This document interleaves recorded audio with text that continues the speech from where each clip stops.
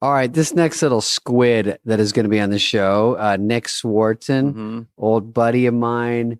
If you're in the Happy Madison universe, you would know him from Just Go With It, Benchwarmers. He was in Grown Ups 2. Bucky Larson. He was Bucky Larson.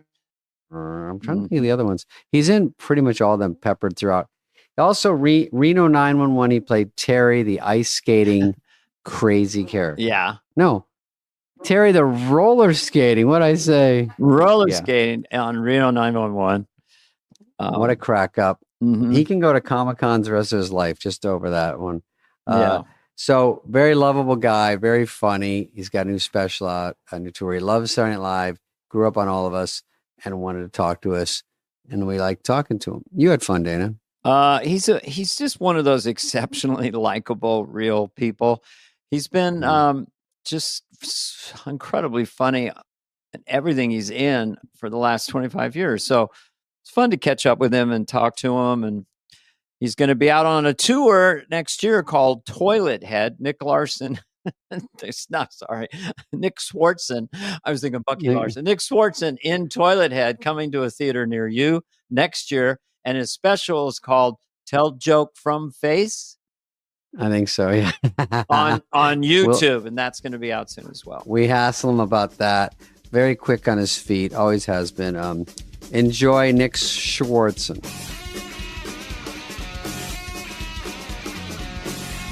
Well, I was just going over, seriously, who farted, Toilet Head, and certain other things. And I thought, I want to get with the program. I don't want to be left out. Look at him. He does church lady and all that. He's afraid of anal material, some feces. I'll let you guys talk. I'm not That's all you're going to say the whole time. I'm not allergic to diarrhea. Was that a special or is that just what a burn? That's going to be on my tombstone. Weird guy, but definitely wasn't allergic to diarrhea. Anyway, we introduce you later. We record your intro, so that's why we just start talking. Some people go, do we have a start point? Yeah. Oh, okay. Yeah, that's fine. Yeah. This is it. And you've been doing great. You're doing great, sweetie. David, you look really good. You look like a Muppet that was dipped in diarrhea. Good Lord. Welcome to it, Dana. This is my life. I hang out with this guy. It's hysterical. You guys, let's get down to business and talk politics. Yeah, let's make half the country hate us. My manager is Rob Schneider, and he really cues me in on what's up to date.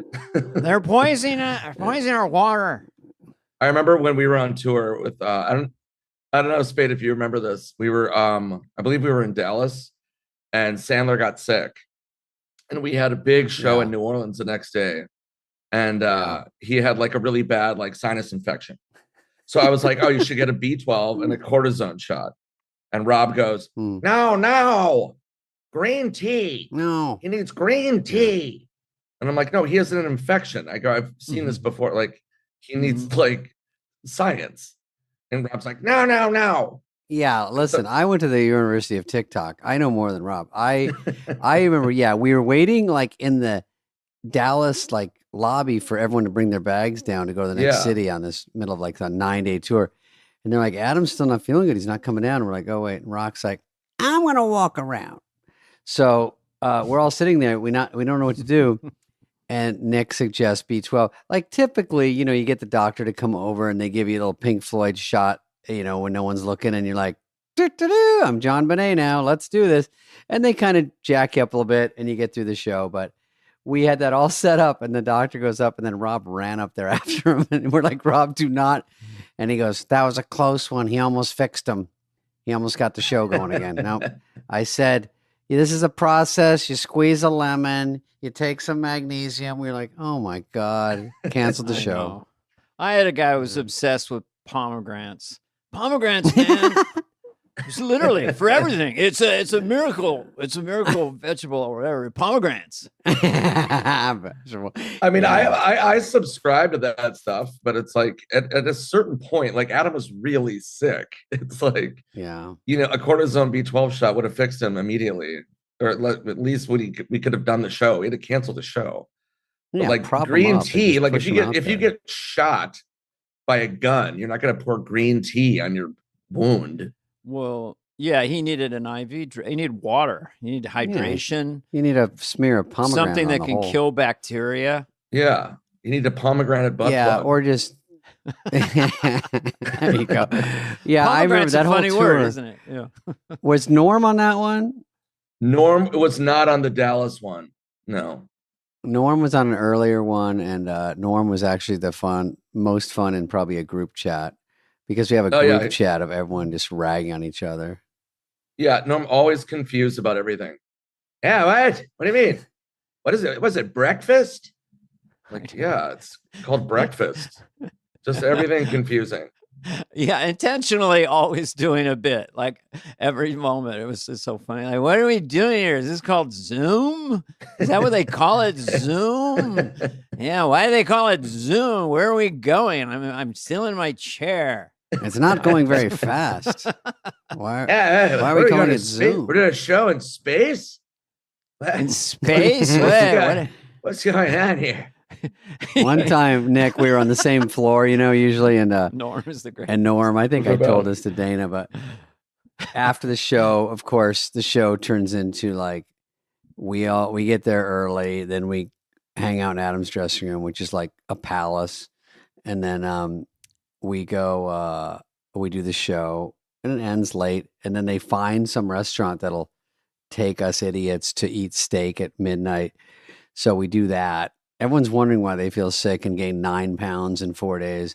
So then we eat like scalloped potatoes at 2:30 in the morning, and then we go back to the room. And Norm goes, he's walking me to my room, and he goes, "What are you gonna do now?" And I go, "Fall asleep within 14 seconds." And he goes, "Well, you want to come hang out?" And I go, "Norm, I actually sleep at night. I'm going to probably take a tub and go to bed." And he goes, "Why don't you just take a tub? I have a tub." I go, "I'm going to come in your room and take a bath." He's like, "We can just talk." I go, "No, the optics aren't good, Norm. No, thank you." Why? And the next day he goes, "Spade wanted me to take a bath with him." That's what he says in the group chat. And I'm like, no, that's not what happened. That's amazing. I love that. I remember one time, I think we were at Mohegan Sun in Connecticut casino, and we were backstage, and it was me and Norm, and then you guys, David, you and Rob were in Adam's dressing room, and Norm and I were in the hallway, and there's a security guard walking down the hallway towards us, and he had a gun. And I go, "Oh my God, Norm, that guy's got a gun." And Norm goes, "What? A gun? Oh my God." And he ran into Adam's dressing room. Do you remember this, David? And he goes, "No. Hey, there's a guy with a gun." And Adam goes, "What? The fuck?" And all you guys were like, "Oh my God, this guy with a gun." And I was like, "Oh, no, it's a security guard. It was a joke. I was just messing with Norm." And Norm goes, "No, but the guy's got a gun." And Adam got mad at me, and he goes, What? That's a joke? That a guy has a gun?" I'm like, "I was just messing with Norm. I didn't think he was going to run in and scream at everybody. I was just trying to mess with Norm." Trouble. Yeah, then I got reprimanded. And Norm goes, he's like, "Go ahead." He works a word, My favorite story, which we said before, I tell it shortly, but he's playing with Lovitz, some casino, and he's after the show, "Hey, I need $800, And John's like, no, and finally wears it down. "All right, here you go, but pay me back tomorrow." And then Norm comes in. John goes, "Where's my money?" He goes, "I don't have it." And John gets really mad. He goes, "What are you getting mad for? I lost $8,000. Why you are you only mad lost at me? 800. You only lost 800. What a battle of the most insane voices. Norm and Lovitz in a conversation. It's just drive anybody insane. I told John that Lauren was kidding him. Norm was intentionally. Once John took a bite of this was like, "Well, I'm a better stand-up than you, because I've been doing it longer, so I'm better. You're not a real stand-up." He would say that to John, and John would get super mad and excuse me, what? Angry. And then I said, the more you react, and Norm's going to go work that. It's just so funny. Oh, going back to diets and how we would eat late at night. It was so brutal. It's like David said, we would just get these horrible meat sweats. Like, I mean, Adam would eat steak at midnight. It was like insane. But I remember one time we were doing the Zohan, and I was at Adam's house. Yep. I was at Adam's house, and this is before he had his kids. And he was like all stressed out because he wasn't losing weight. He was like, I keep gaining weight. And I'm like, really? And he's like, yeah. So I go to his refrigerator. He had 2 huge refrigerators. One had food. The other one was just ice cream sandwiches. And I go, what is this for?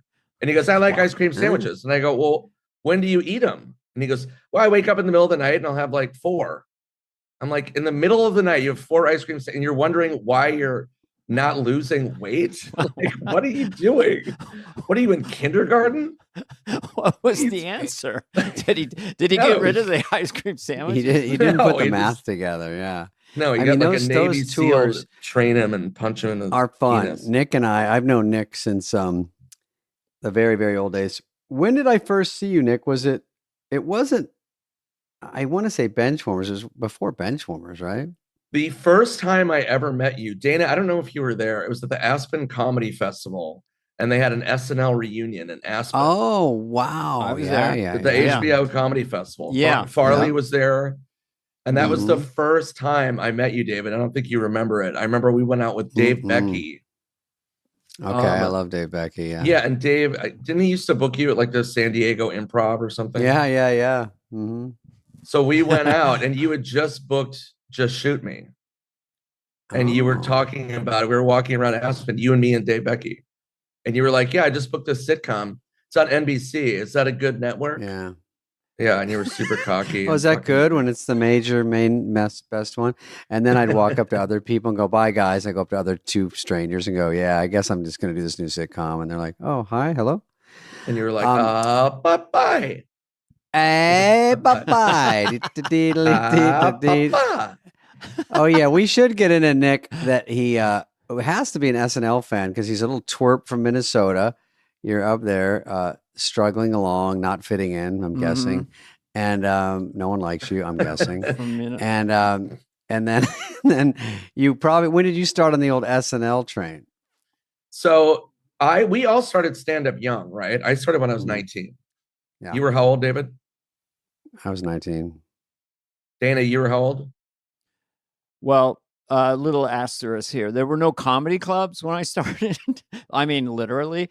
So I did do a set. It was the Old West. When I was 20. But then it'd be months before. Charlie Chaplin? Who did you start with? There was not a comedy scene. I mean, by the time 1980 came, I got out of college. They built a comedy club called The Punchline. But before that, it was just the Holy City Zoo. It was a bar. So you just didn't get a lot of sets.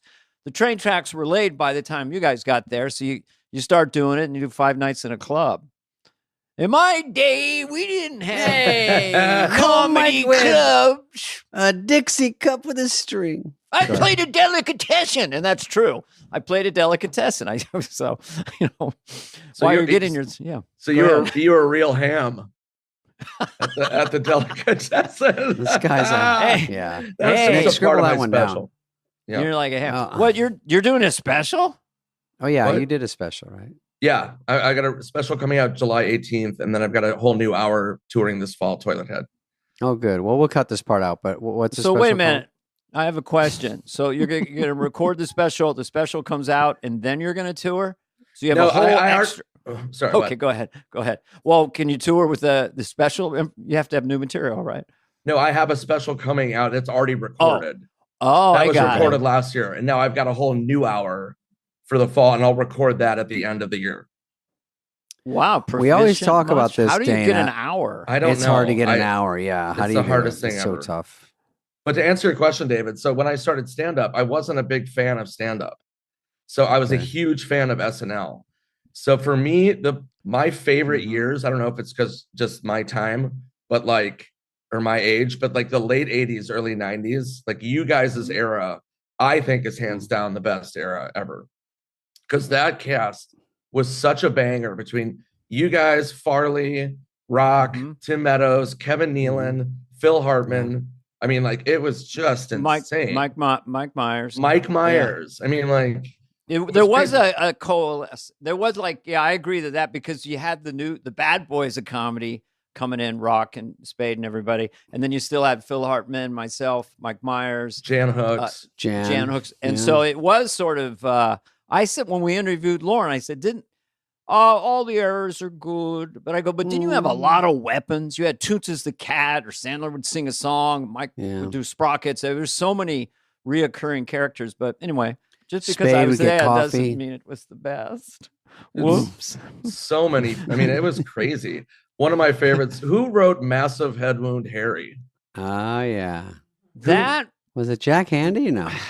No, different people worked on it, but I believe Rob Schneider was the really. Isn't that what Rob told us? Oh my God! Because Joe Biden wrote it. Rob said Joe Biden wrote it. I asked Biden, "Did you write Massive Head Wound Harry?" He said, "Yes, it was Harry. It was a massive, but there was a vibe." I agree. So you did write it. Well, as I said. Anyway, how to get canceled? Who wrote the effeminate heterosexual? That's a great Lyle, the effeminate heterosexual. That was me. Had a hairdresser who was so effeminate. And he was completely straight. And so that essence came from then Smigel did the song, and then that was that. And I heard a rumor that it was Tim Burton's favorite sketch. I don't know if that's true. You hear weird things like Tim Burton. That's so random. I love sketches that have a little song up front. He's Lyle, I love that, where the whole premise is completely right up front, and then you go right in. That's right. No, here's the song that says the whole sketch, and then you just act it out. I don't think they do that as much anymore. Maybe they do.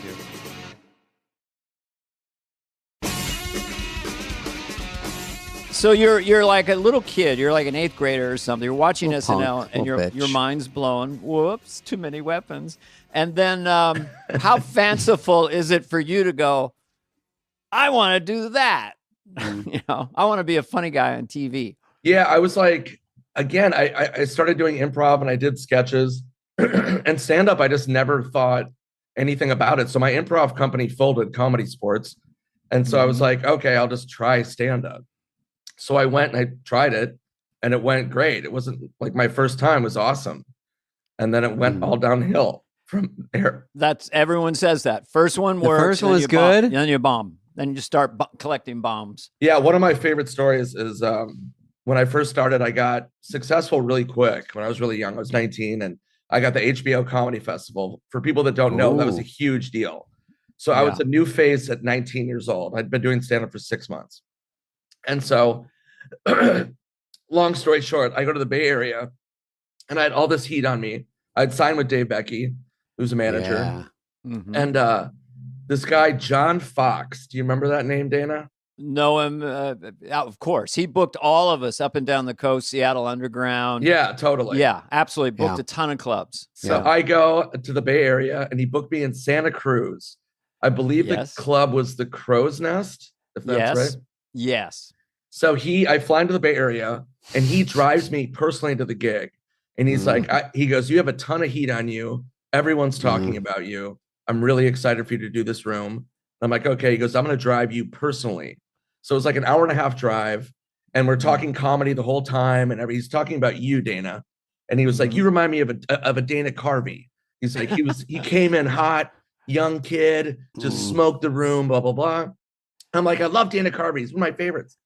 So anyway, long story short, we drive to the gig. I bomb so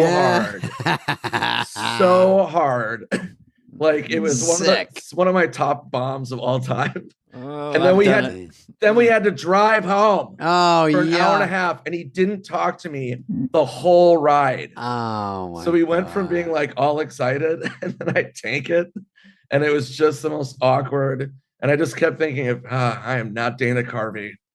God, man, he just kept holding me up to the bar of Dana. That was all an illusion. I mean, I did some sets, and then I happened to win a comedy competition, but then I bombed opening for bands and bombed all the time. I mean, you just bomb but you're more experimental, aren't you? Until you, this is how I'm supposed to do it. Were you just like going up with your energy the way I would perceive you? And if the crowd hooks it, then you're in. Yeah. But if they don't get it. I had, when I started out, and I don't know if you guys were like this, but like starting out in stand-up, I was terrified of silence. So I was so physical and energetic because I didn't want any silence. Like I didn't want any kind of dead air. So I was just manic and crazy, just a crazy person. So like that made it even worse when you're bombing. So when you have like energy times 1,000 and the crowd's like, yeah, no. You know, sometimes it's tough when you go up. You guys know that if I'm doing a corporate or anything, you know, you can still bomb in this day and age. And I go up and I sometimes catch myself going, folks, if you're not buying the first 3 jokes, you're not going to buy the last. I mean, I don't change to southpaw in the middle. Like, this is my sense of humor. If you're not really into it at the beginning, first 10 minutes, it's very rare to win them over, but you can trip into a bit that sort of clicks, and then they start to go, all right, we'll give you a chance. And then you do another one, and then that's the best feeling if you can turn them around. But it's kind of true. Like, if they're not buying your whole vibe, it's just tough. They just no sale. Nick, did you in the early days at some point have a bit or a joke that was what I would call surefire? Like one that you could lean on? You know, I had Jimmy Stewart as a waiter. That never didn't get a laugh. And this is, and I don't know if at some point you do have like the one bit that never, it's like Spade doing Tom Petty at some point. That always going to get a reaction. He had the hat. He looked like Tom closer. Petty. Yeah. Mm-hmm. Hard to follow. Funny face. Yeah, mine, I would impersonate a cat vomiting. That's already funny. Yeah, so I would impersonate exactly like a cat vomiting, and that would always kill. That was one of my first go-tos. You could actually say you're going to do that later in the act. Go, you guys, if you stick around, I'm going to do a cat vomiting. And it keeps getting a laugh, and then just never do it because it's just funny anyway. I love just stuff like that, like abstract, just with no connection to reality or anything. Here's a cat vomiting. The idea of someone doing that makes me laugh. Well, also, like the big thing, too, is when you have a closing bit. Like, that's so key. Like, trying to find a really good closer. So, oh God, it's so stressful. What's fun is when you move a bit from the middle of the act and you go, let me try to close with this. It's such a victory. You go, oh my God, I have a fucking closer. Like a bit you're just working on, you go, oh my God, it's so strong. I can put it at the end. And then you do a special, and the grossest part is you got to rip it out of your fucking claws and go, nope, you don't have that crutch anymore. You're like, God dang, I finally got that one to work. Yeah, it's the worst. I remember I used to open for David Cross. And we were doing the Houston Improv and or the Laugh Stop, sorry. And I was going to the bathroom. I was taking a pee in the bathroom. And I thought of a joke where I was like, at the urinal or a toilet or how were you? It was at the toilet, Jimmy. It was at the toilet. No wonder it always killed. It's funny when I hear anyone do it. Just why somebody talking like that? All right, go ahead. So I was like, I thought of a premise where I was like, God, what if I came as much as I peed? Like I peed for like a minute. I'm like, what if I orgasmed, came for a minute? And I told David that, and he was like, oh, you should tell that on stage. And I go, really? So I told it on stage, and it did well. And then I forgot about it. And then a decade later, I talked about it. I found it in one of my notebooks, and I was like, oh. And I did a whole, and it became my closer. 10 years later, I'd forgotten about it. And I randomly, it just said, come pee in my notebook. And then it became my closer on my Netflix special that I did. I have come and pee on my notebook. It is interesting when you keep, I don't know about, I keep massive pieces of paper around. I'm incredibly lazy, but I'm terrified of forgetting a joke. But you will go through it once in a while. I got big gobs over here, and you go, oh, that one. Why'd I stop doing that one? It is fun when you go, oh, that bit'll work. I look at mine, Dane, and it's like I put a joke like, yeah, last time I did that was when I was 12, and then in parentheses it says cross eyes here. That's the funny part. Yeah, and I'm like, oh right, I can't forget. That's the real killer part of that one. Like I give myself notes, my old jokes. I'm like, oh boy. So what's your closer? What's your closer on this special? I don't want to give it away, but you did it off the grid. You did it yourself, right? Sorry, my computer does that. It's a little thing. Yeah, I was like, what is that? It's on YouTube, which is all the rage. Release it direct to consumer. Is that the idea, or was it? Yeah, because I was talking to Hulu and Amazon and all these places, but they wanted to release it next year. So I've got my fall tour. So I was like, I'll just throw it on YouTube. Like I don't, you know what I mean? I'm not making any money. I'm just like, I want everyone to see it. It's a promo. I mean? Even Schneider said, if I do another one, I don't even want to try to sell it to Netflix. I would just say, could you put it on?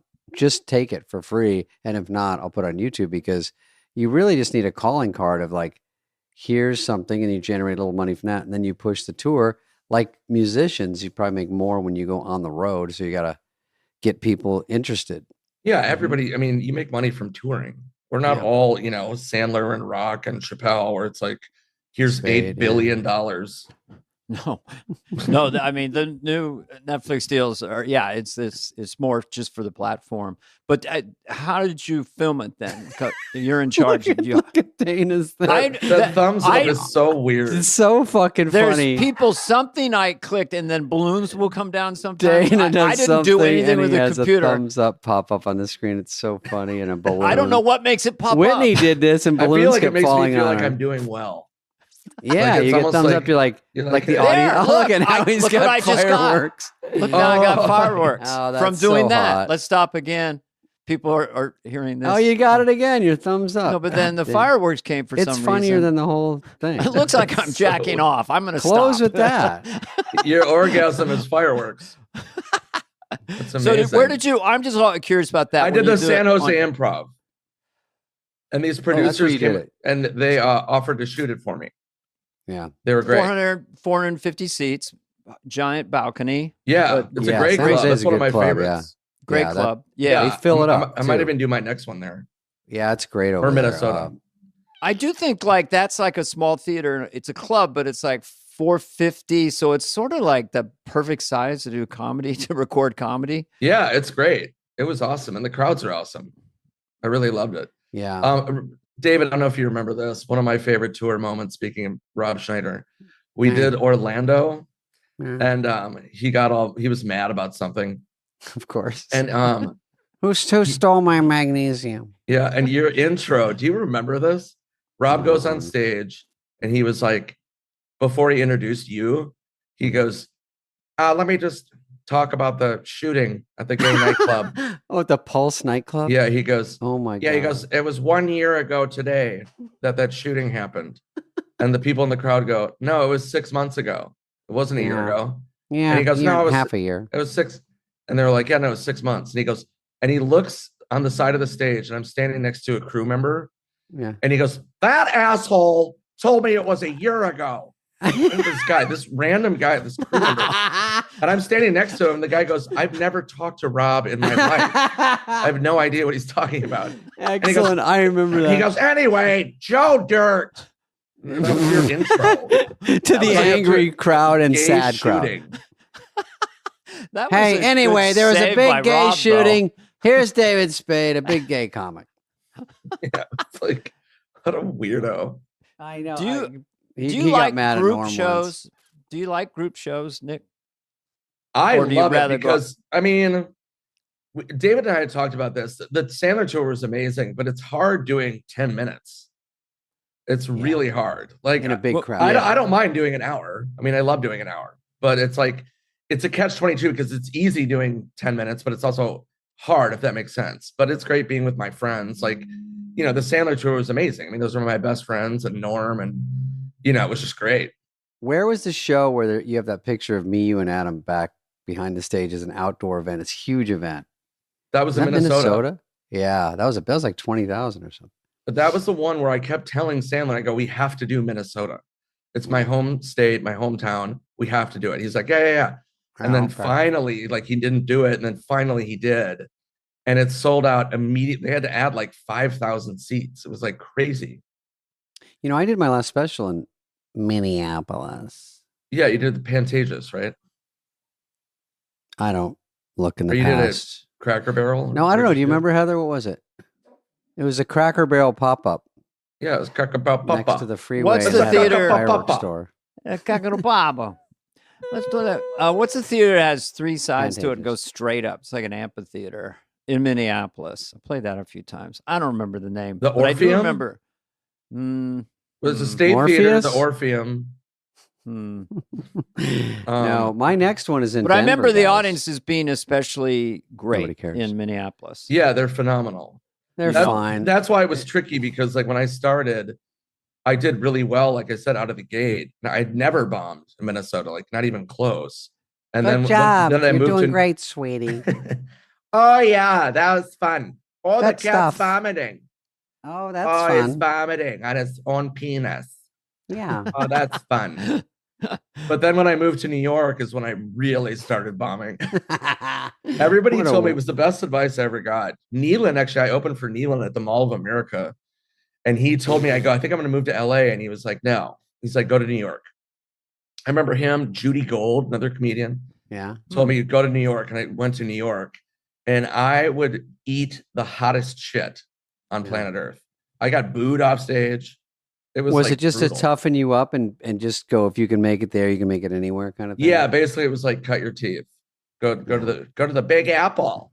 What would be a typical, here he is, Nick Swardson. What would be a typical opener for you? Opening line or opening You bit? look I'm young. just curious why you say you anything look about being like a high young? school senior or whatever. And why would they boo you off? Did you go super blue then, or what was it? No, because I was so clean. And I would have I would have to get, when you're starting out, any stage time, you just have to get whatever you can get. Yeah. So I would go on in the Village at like 1 a.m. Oh. And I'm following, Dave Attell and, Rock and guys like that. And I was just so clean. Like, I don't want to hear about a cat vomiting. That's like, your clean material? I'm following like 4 hours of like pussy jokes. Yeah. No pun intended. And then all of a sudden a pussy's vomiting. Yeah. See what I did It's there? hard to follow a hyper confident East Coast comic just with almost like he's going to beat up the audience if they don't laugh. The fuck's up, New York? Following one of those guys. Yeah, this fucking guy. Look at this guy in the front row. This queer. What are you, queer? And now welcome Nick Swardson. Hey everybody. Hi. Hi, I had a hot dog. You know what's weird? Mayonnaise. Yeah. Why? You ever put because you put it on your hot dog. Get it? Boo. Boo. Get the fuck out of Some here. people put ketchup, but I'm kind of off kilter. I put mayonnaise. I put mustard on my butt. Oh, that's really the weird place. I remember one of my biggest thanks too was I was doing stand-up on Conan O'Brien. On his head. And I was doing Conan, and I was at the Comedy Cellar, and I was doing Conan the next day. And they were like, do you want to go run your set? And I'm like, no, it's good. It's tight. And they're like, no, you should run your set. All these comics. Mark Cohen was like, no, you should run your set. And I'm like, no, it's fine. And they're like, no, they're yelling at me. So I'm like, okay, fine, I'll do it. So when you run a TV set, you can't really interact with the crowd. You just have to like stick to your time. So I go up and it's dead. So I'm bombing horribly. And I've got to do this set on TV the next day. All your confidence goes out the window. Yeah. All of it goes out the window. So I snap at the crowd and I go, none of this is funny. None of this. I'm doing this on TV tomorrow. And they go, nope, it's not funny. I This wouldn't. sucks. And I was like, fuck you. And I just walked off stage and I went upstairs in the restaurant with all the comics. They were all laughing. And I was like, oh, real funny, guys. And they're like, that was amazing. You just totally ate shit. And I was like, yeah, great. That's their help. Yeah, it's like, I know. When comics you get are your so set, brutal. when you get your set to where you like it, it's almost like I don't even want to trifle with it. I just want to. I know it. I just want to go do it. And they're like, go do it again. You're like, I can't. I don't want any difference of what's going on right now. Yeah, I don't want to trifle with anything. I don't want to trifle with shit, dude. God, I haven't heard. Oh, thumbs up, David. You got a thumbs up for trifle. Oh, thanks, Dana. But isn't it in my... Dana, can you see them? There you go. Well, I'm just seeing fireworks behind me. Fireworks. Right It's great. yeah.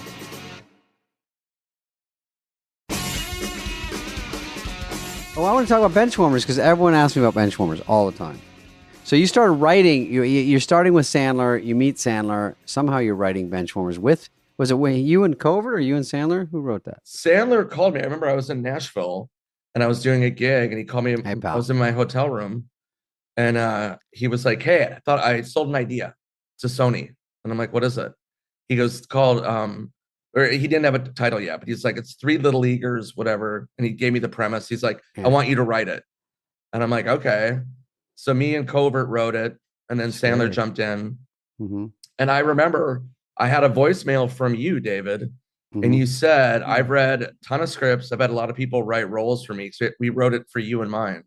And you said, "I've rarely seen somebody write something this perfect for me." Oh, great. Yeah. I remember loving Benchwarmers. And it's great. Well, you know David's voice. That's perfect. I mean, it's a great way to write. Like, okay, David's character is going to talk like this and say this, because you kind of can just process. Yeah, I mean, I just knew his sarcasm just from watching him for years. You know what I mean? And was it me and Rob in mind? We just didn't know that third one. I don't think it was you and Rob, and then we couldn't peg the third one, and then we got John Heater, which was great. John was amazing. John, I just saw an SNL Napoleon monologue. Dynamite, everybody. Yeah, he did Dana. We should have him on because he's a great dude, and he also did a pretty funny monologue when I didn't know he hosted SNL. And a great monologue I saw yesterday on my Twitter. I didn't know he hosted SNL. Yeah, isn't that funny? And everyone in the audience, he goes, a lot of people say, he wasn't doing Napoleon, but he's like, a lot of people say that, I stole some of these characters from back home, but these are just original characters. Then he goes, "Yeah, I have a question." He goes, "Oh, hey, Rick." And this guy in the audience stands up dressed exactly like Napoleon Dynamite. He goes, "I think you stole it from me." And he goes, "No, it has nothing to do with anyone I've ever met." And then Bill Hader, not Bill Hader, but God damn it. The Bill other Simmons. one comes. No, Joe Biden. Bill Cosby. Was he a cast member? Just get the pill and the lady and put the pill. Go ahead. I know. Everyone stands up as a cast member from Napoleon Dynamite. Anyway, who gives a fat fuck? I saw it. I laughed at it. John Heater was fun. I think there was a chance of using someone else. I feel like, this sounds like a lie, I saw Napoleon Dynamite the first half, and I alerted Sandler and the squad and going, I don't know who we have. This guy's funny. He might be weird, but I have no say in this. I'm just saying I like him. And then I think it's everyone sort of heard about the movie, and he came in, and remember, we were trying to get him to do Napoleon Dynamite the whole goddamn movie, which is so rude. But I was going to say that. So for people listening, David and I nonstop would do Napoleon Dynamite to John Heater. And he'd be like, "All right, you guys. I get it. Gosh. All right, let's go to lunch." Like when people say, like when I say, "You lost your," I mean, these lines still make me laugh. I didn't write probably any of them. No. "You just lost your membership at Video Spot." And he goes, "Dang it." Just to get him to say it like Napoleon Dynamite or a little bit, we all would go, "Wow, so I can be a fan of someone just based on one line. And I think I saw that movie 6 times because all the kids in the neighborhood wanted to see it, and cousins and everybody. But when they on the bus, I think the little girl goes, "What are you going to do today, Napoleon?" He goes, "Whatever I want." Gosh. It's so stupid. The comedy like that, where it's inexplicable, there's no actual joke. Yeah. It's rhythmic and bizarre. It really just laughs. Any young person right now has not seen Napoleon Dynamite, or old person, just see it. It grows on you. First few minutes, you're like, what am I watching? I think it's perfect. I've seen it probably 100 times. Yeah. I could probably quote that entire movie. And then back to Benchwarmers anyway. So Benchwarmers, go ahead. No, I was saying one of my other favorite moments, David. I don't know if you remember this. We were in Vegas. You're doing the Mirage, and John Heater came with his wife. And so John Heater's Mormon, so they don't drink alcohol. So David and I were drinking. We're at the bar, and we're like, "Hey, John, why don't you have a drink?" And he goes, "I can't. You guys know that." We're like, "Yeah, but you could have one." Get off my back. "No, I can't. You know I can't." They ordered a glass of milk or something. And we were like, "Yeah, but you could do like one shot." And he's like, "No, you guys." And I remember his wife. His wife goes, but John, we could maybe have one, right? And he got so mad. He was like, no, we can't. You know that. He was so you were mad. going to get a little bit of soaking action tonight, but not now. What did he think you were going to get a funnel and hold him down with the funnel? I know. We're such like losers for doing that to him. But I remember there's another funny joke that you gave me when the catcher goes, "You're still out. You're still fat." Yeah. God, I can't remember. I go, "You're a good catcher of donuts in your mouth." Great. Yeah. One of the catchers was Jack Nicholson's kid, Ray, who was a stud, who is actively being a stud right now. And looks Ray was cool. great. So Patrick Schwarzenegger was in it. Patrick Schwarzenegger was in it. Dan Patrick was probably in it, right? Was he? All of he Sandler's was. squadron. And He was. Super fun to shoot in the valley of LA. I wish we could shoot another movie. That was such a blast that summer. I wanted to do Benchwarmers too. I told you that. I had conceived the whole thing. It was going to be like Bad News Bears 2, where we go to Japan. And I had a whole thing mapped out. And I told you and Rob and John, and everybody was on board. And then we lost the rights to Benchwarmers. And then they made a Benchwarmers 2, which was, I don't know, some nonsense. Yeah. So Happy Madison didn't own Benchwarmers? Someone else took it away? Something happened. They sold the name. I can't remember what happened, but we lost it. But yeah, because Lovitz, I still think Lovitz was very funny in that. And Lovitz is another one where he doesn't want to do Lovitz, so it's like John Heater, where it's like just do like your voice. And like when we were doing Benchwarmers, I remember Lovitz would like fight about, like Sandler would be like, no, just deliver it like John Lovitz. He's like, I don't want to do John Lovitz. I don't want to do I have range. Voice. I'm going to do a whole nother character. Sandler was like, are you fucking dumb? No, he wrote it for you in your voice. Like, just deliver the goddamn the way you picture it. Yeah. I am not John Lovitz anymore. He thinks he's Benicio del Toro doing like a whispery Daniel voice. Gay Lewis. What about Reno 911? Another monster hit. Reno. I still see clips from that. The good thing about the internet. I became a couple memes, David. It's not easy. Listen, I became a national phenomenon, but I'm a treasure. Terry, Dana, you would never have seen this because no one really did. Reno 911, of course. Yeah, it was. Yeah, of course. Another one of those quirky, funny. Swarty on roller skates. A lot of ad-libbing, I would guess. It was all ad-libbed. People in it. It was. The movie was ad-libbed. I remember they gave me the script for the movie, and it was like 15 pages. And I go, what is this? And it was all locations. There was no dialogue. You're in a bowling alley. Go. Yeah. That's like a dream. Terry that's skates a dream up. part, right? Yeah, it was amazing. To not have to repeat lines all day. You do 3 masters at 7 a.m. and by 6 o'clock that night it's your close-up. And if you miss a word, the script supervisor goes, you said your elbow was out and you said the before. Yeah. So if every take it's a real live take, no wonder it's so fun. funny. Well, that's like Curb. Those kind of things where it's hard for the editor, but if you can pick the right shit out. I saw some Bridesmaids, bloopers, and you're like, God, some of these are as good. You just don't know. It's Sophie's Choice. You go, this is the one that's going in the movie for all of time. And there's one just as good that no one will ever see. So you pick the take and you got to live with it. And that's hard because you sit there and go, that's good for this reason. That's good for this reason. What joke? I mean, you never know. Well, also, we would try to make it, especially me, I would try to say the most insane things to break the other cast members and make them laugh. Yeah. So my character was so outlandish. So I was just trying to come up with just pure insanity. It's like Wrong Missy, where Lauren had such a great fun part where I was sort of the straight man. And then when you're insane like that, you can really say anything. And when we're at a date and she's like, quit trying to fuck me across the room to some tough guy. And I'm like, what are you doing? Like, so every take they'd be like, do this one a little drunker. You know what? Do this one a little sexier. No, do this one a little more insane. And it just turns out to where that was another example of there was Wrong Missy was such a fun movie that worked out for us all.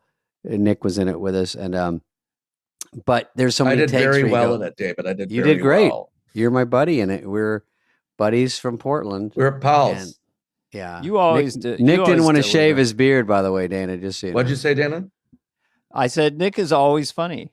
I don't think I've ever seen you not funny. I remember, what was the one Sandler did with Jennifer Aniston? Is Just Go With It? Yeah, Just Go With It. Were you in that one too? I mean, or there was, every time you come in, you're like doing something so Turn insane. the channel. I assume it's like your own little ecosystem you sort of invented. I'm just a crazy person. Yeah, I was the guy that I played part German, and I resuscitated the sheep. That's right. And I was like, oh, it's a sheep. I remember Sandler called me. I remember exactly where I was. I was at Baby Blues Barbecue in Venice, and Sandler calls me, and he goes, hey, what are you doing? And I go, I'm having dinner. Why? What's up? And he goes, can you do a German accent? And I go, what, like this? Like, go to some bar, have some food? And he goes, okay, perfect. Call you tomorrow. So then he hangs up the phone, and he calls me. He goes, we're doing a movie in Hawaii. You, me, and Aniston. You're playing a half German dude. And I was like, what the hell? It was like the most Sandler. Like, what a blast. Yeah, it was amazing. If there's a whisper that he might have something going, then it's always like confirmed, basically. Hey, I might need you for this. Would you want to do Dana, something what did like, we first do together? Was it Jack and Jill? Yeah, I think Jack so. and Jill? Was that when he played like the puppeteer? Or what was that? And Regis Philbin was in that. Yes, that's right. I did a puppeteer weirdo or something. It was like a cameo. I mean, I don't know. What did you play in Jack and Jill? Yeah.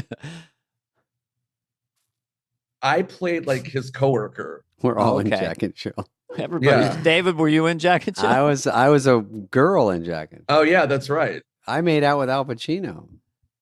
Look, I've only been in 2 Sandler movies trying to give an assist and help out. Sandy Wernick. One was Little Nicky and one was Jack and Jill. They were 10 years apart. And they underperformed, and not that they weren't funny. And so I was a jinx to the Tappy Madison. I think Jack and Jill is so funny. I remember I left totally.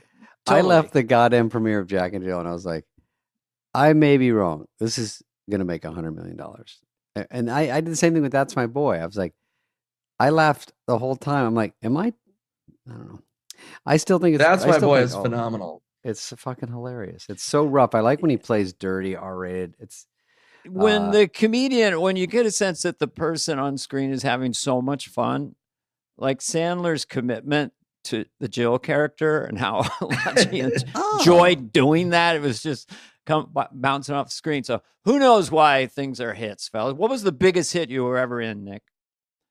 Would it Grown Ups? Not Bucky Larson.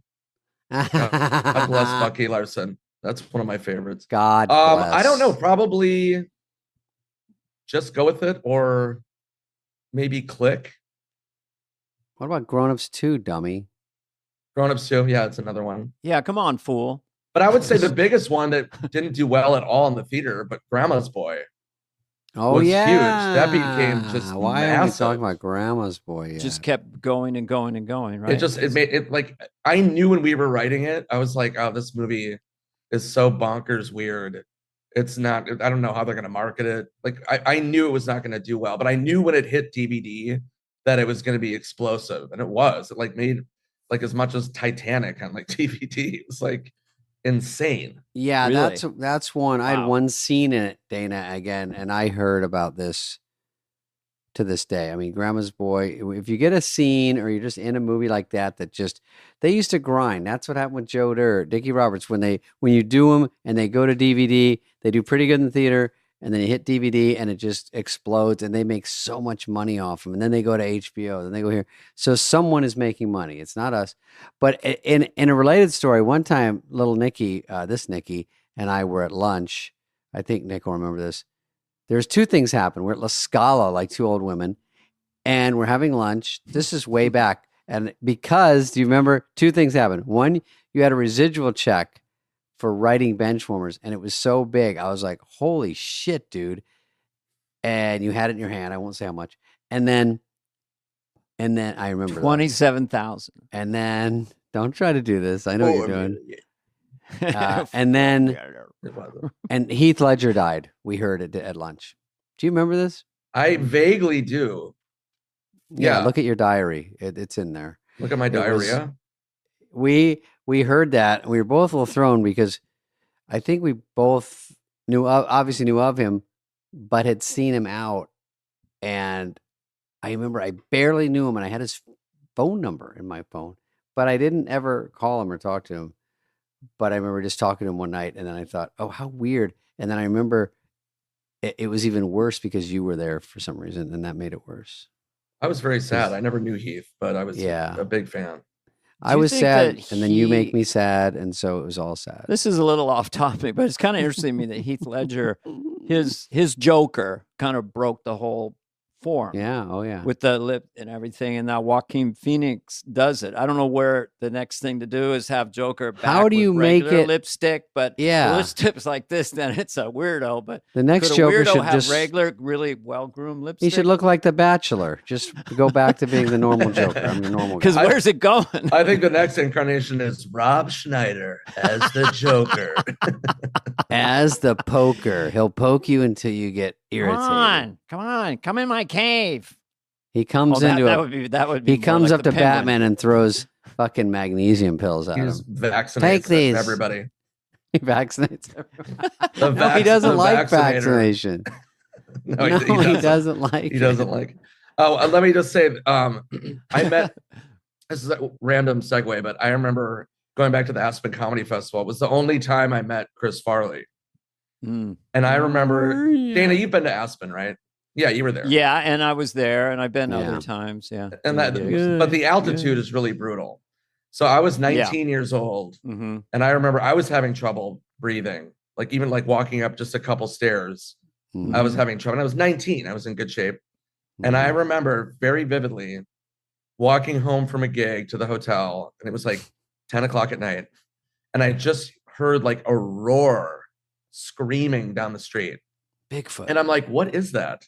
And I look down the street, and it's Farley, shirtless. It's like 10 degrees, and he's got a cigarette in his mouth, and he's doing cartwheels down the snow with his entourage. I think Johnny was there, his brother. Clown-tourage of idiots. Yeah. Total clown-tourage. Yeah. But I'll never forget that. Farley was what, 450 pounds? And he's doing cartwheels and chain smoking. Very agile. Down the street. And I'll never forget the roar that just echoed. Because Aspen's a small town. It's pretty contained. So it just was thunderous, like throughout the whole place. It was like crazy.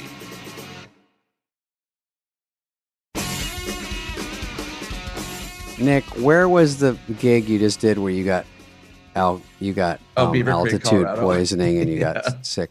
Dana, this is sad. Beaver Creek. What nice little town. Nick wasn't feeling well, and he was doing stand-up, and he tried to push through his show. It was 9,000 feet altitude, and I took an edible. Like I'm the first person to do that in Colorado. So I had a couple cocktails. 9,000? Seriously? Hold on a second. 9,000 feet.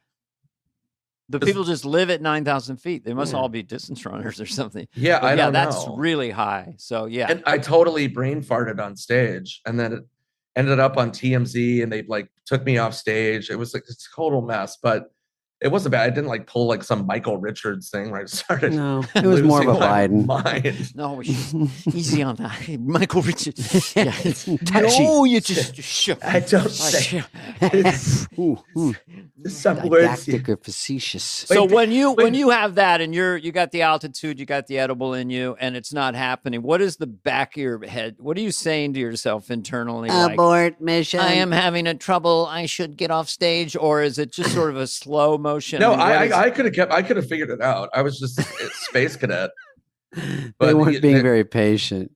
Yeah, it was just a total non-story. But it's funny in this day and age. Well, it made national news. It's like it made Yahoo, again, TMZ, like CNN, USA Today called me for a comment. I was like, what? Nick.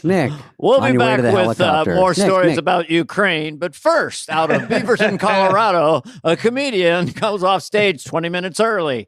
We'll be right back. Yeah. It's the best quote is like, Nick's like, I was in altitude. I take gummies and shrooms, guys. What are you worried about? And everyone's like, yeah, Nick. I'm like, they're applauding this behavior?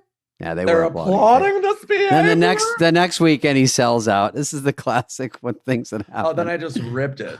And then I did Aspen. I did Aspen right after Beaver Creek. It had 2 sold out shows. and people threw edibles at me on stage. The I stage love was literally covered in edibles. The stage. You're like, guys, scrape. I can't do all these tonight, but I'll pace them out.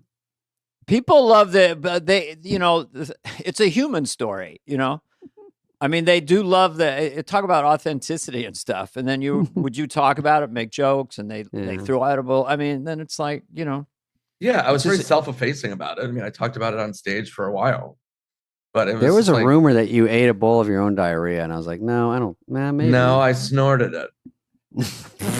That's where you're wrong. Snort the pee. Hang on, Nick. Before you go, let's look. First of all, let me see what else I got. I have a question for you. Like randomly at airports and stuff, when people come up to you and maybe some more obscure part of your career, what makes you happy? Like people come up and go, Bucky Larson's one of my favorite films, or just random things from your specials, or what do they say to you when they approach you? Fans. I love it. My fans are so awesome, and I'll like hang with everybody. David always gets annoyed by it, but like I'll take photos with anybody. I'll get a drink with anybody. Like I just have a blast. So if people like Bucky Larson, because Bucky Larson got 0% on Rotten Tomatoes. I think it's up. I think it's up to 3%. Fuck yeah! But it's a phenomenal movie. So that one I always love. But like obscure ones like my character and like That's My Boy. Like my random stand-up jokes. If somebody just pulls something from, I've been doing stand-up for 30 years. So it's like if somebody throws out like a joke from 30 years ago, like I'll be like, whoa! Like I get so fired up. I have a good one, but it's on Zoom. That's great. I can't do one of my favorite jokes yours because it's Zoom. It's very physical. And I need to take off my clothes for it. But Dana, what do you get approached for the most?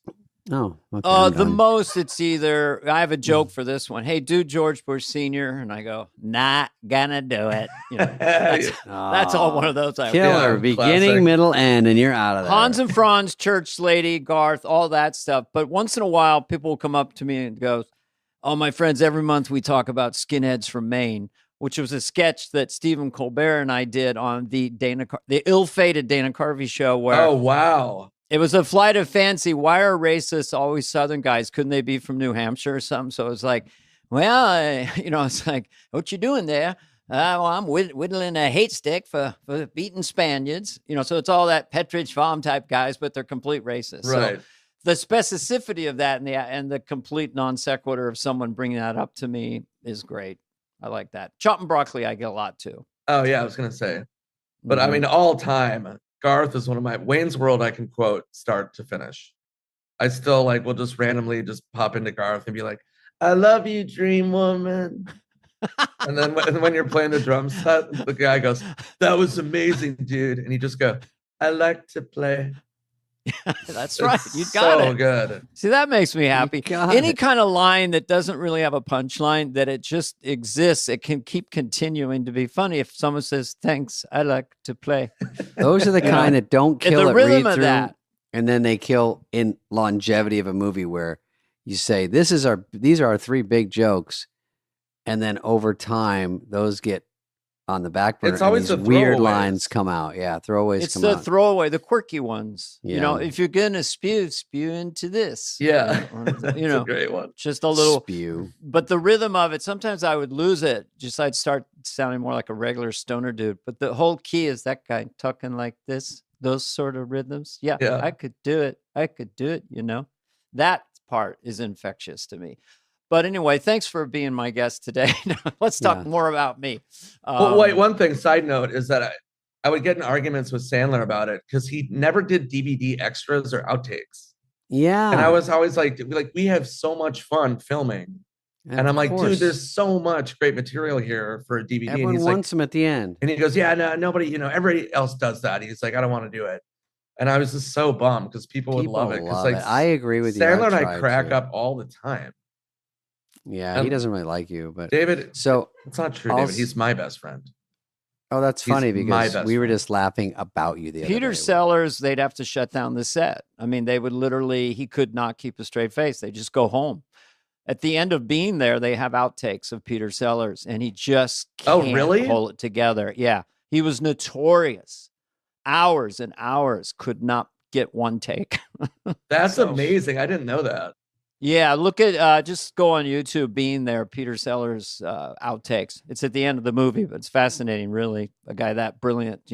I love that stuff. I mean, recently on Saturday Night Live, they had the Beavis and Butthead sketch where everybody broke basically. Yeah, I saw that. And Heidi Gardner, which I talked to Lord about it, and she wasn't ready for because Mikey Day had escalated the makeup, so she wasn't prepared for it. Smart. So her looking and not even getting the giggles and trying to stop.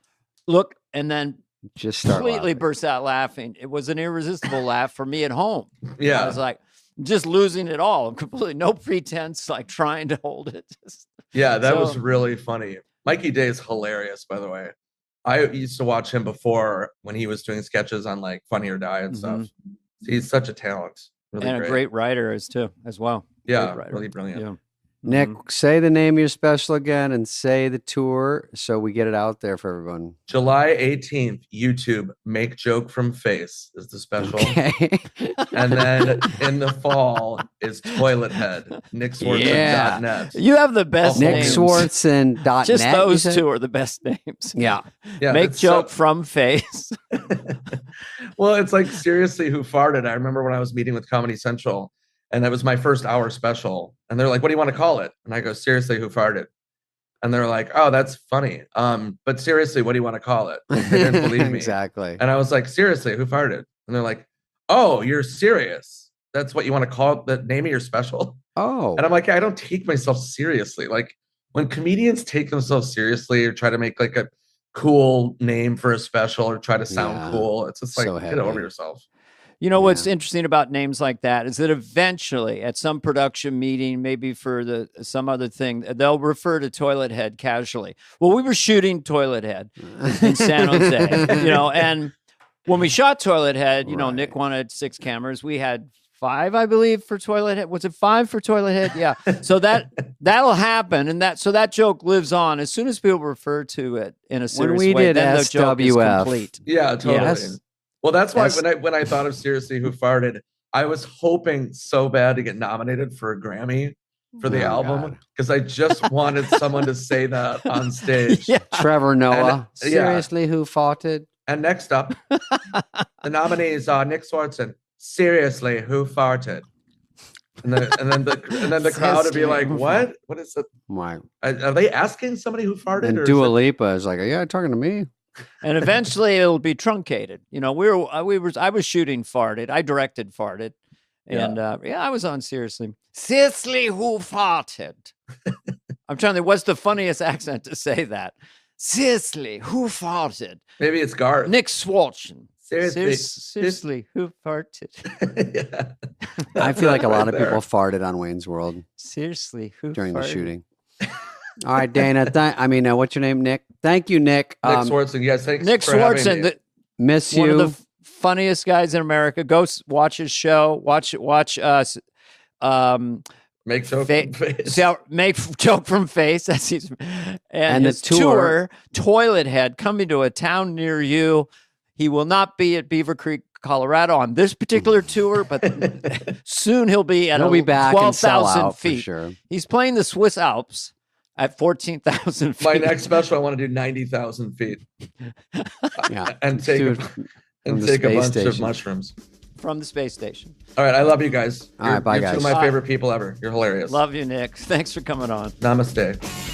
This has been a presentation of Odyssey. Please follow, subscribe, leave a like, a review, all the stuff. Smash that button, whatever it is, wherever you get your podcasts.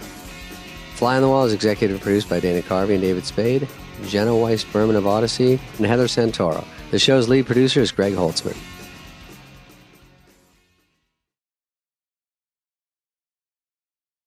Yeah, I know it's important for fans out there that want to make a note. It's really important. I keep you updated. I just wanted to look more like you, David. No, you know what? We look so much the same, apparently. But then I had a green shirt on. I just changed, and I come down, and me and Dana both have gray on. Is that fucking what a burn? You don't. I mean, the phones are gonna light up. You're like my little brother. You don't look like me. You're just we don't really look. If the same. I had a little brother, like a kid brother, hey buddy, yeah, the kind of would get you in a headlock for no reason. Yeah, that'd be me. But people wouldn't know. I mean, whatever. It's just too general. We don't look the same. Is this too low? Okay. Here's what I'm going to tell Dana about before we get started, which will be getting started. I went to movies over the weekend. Last night, I went to A Quiet Place. I went to Cheesecake Factory first and ate. I love Cheesecake Factory. And some people call it the Cheesecake Factory, but that's sort of been played out. I don't. Yeah, a lot of people do. Yeah, a lot of people I do. hear that a lot. Some of the employees do. So then I went there, and it's connected at the Grove to the movies. So God, how can I ask you a question? Yeah. How recognizable? I mean, I know. You're pretty recognizable out there. You got a big hat on or something? I mean, I have a hat and shades, and then I burrow under. Even though it's only 20 feet to the movie theaters, I go underground. a special. Yeah. So I go in there, and when you go to the movies, I've seen the other Quiet Places. And then I thought this Number one, 3. the poster should have been, let's hear it for The Quiet Place. Wouldn't that be a good review? Let's hear it. Yes. Okay. Would you like me to insert No, I'll just something keep right going. now? Okay. And then Because I have a Quiet Place idea. You do? Well, I just thought the sequel should be The Loud Place. Like, if you don't Yeah. scream, you die. Let's get something to eat. You have to keep talking up keep here. yelling Oh, yeah. or you'll die. The Loud Place, where when you're quiet, you die. That should be the monsters decide we like it loud now. Yeah, that's true. Well, the sequel is louder. It- Hey! Yeah, it's so hard. It would be Sorry, hard to Greg, keep up with the sound noise. collapse. Yeah, the whole fucking place just shut down. Stay loud. One bit in and we're fucking collapsing. Stay loud and stay alive. So here's the thing. Okay, So I go give me in. your story. They play AMC. You know, first of all, it's a good 30 to 40 minutes of horse shit. It's like commercials. Oh my God. And then there's previews, give away every movie you're about to see. I left once and came back. That's why you don't have to go for the first half hour, because a lot of my excitement is the first half hour and it's wasted on this shit. So the movie comes, I'm already plummeting. I'm trending down. So then when the whole movie's all you see Nicole Kidman, and then they go, "Hi. Welcome to it's a star of The Quiet Place." I'm like, I'm already in. You got me. And why are you telling me? They're sitting there like, this is a great movie about New York. I go, I don't want to see the press junket. I made it. You sold me. I'm here. Start this shit. So True. because before Top Gun, it got through all that stuff, and then he goes, "Hi, I'm Tom Cruise. I know. You came to the movie. We're very excited. Get the fuck out of Now, here." believe I'm another guy in 30 seconds. Hi, Yeah. I'm Tom Cruise. Yeah. But now watch Sergeant McGilly. I ain't going to make that leap of faith, bitch. So Quiet Place, I forget. We'll be quiet. I forget. It sounds easy.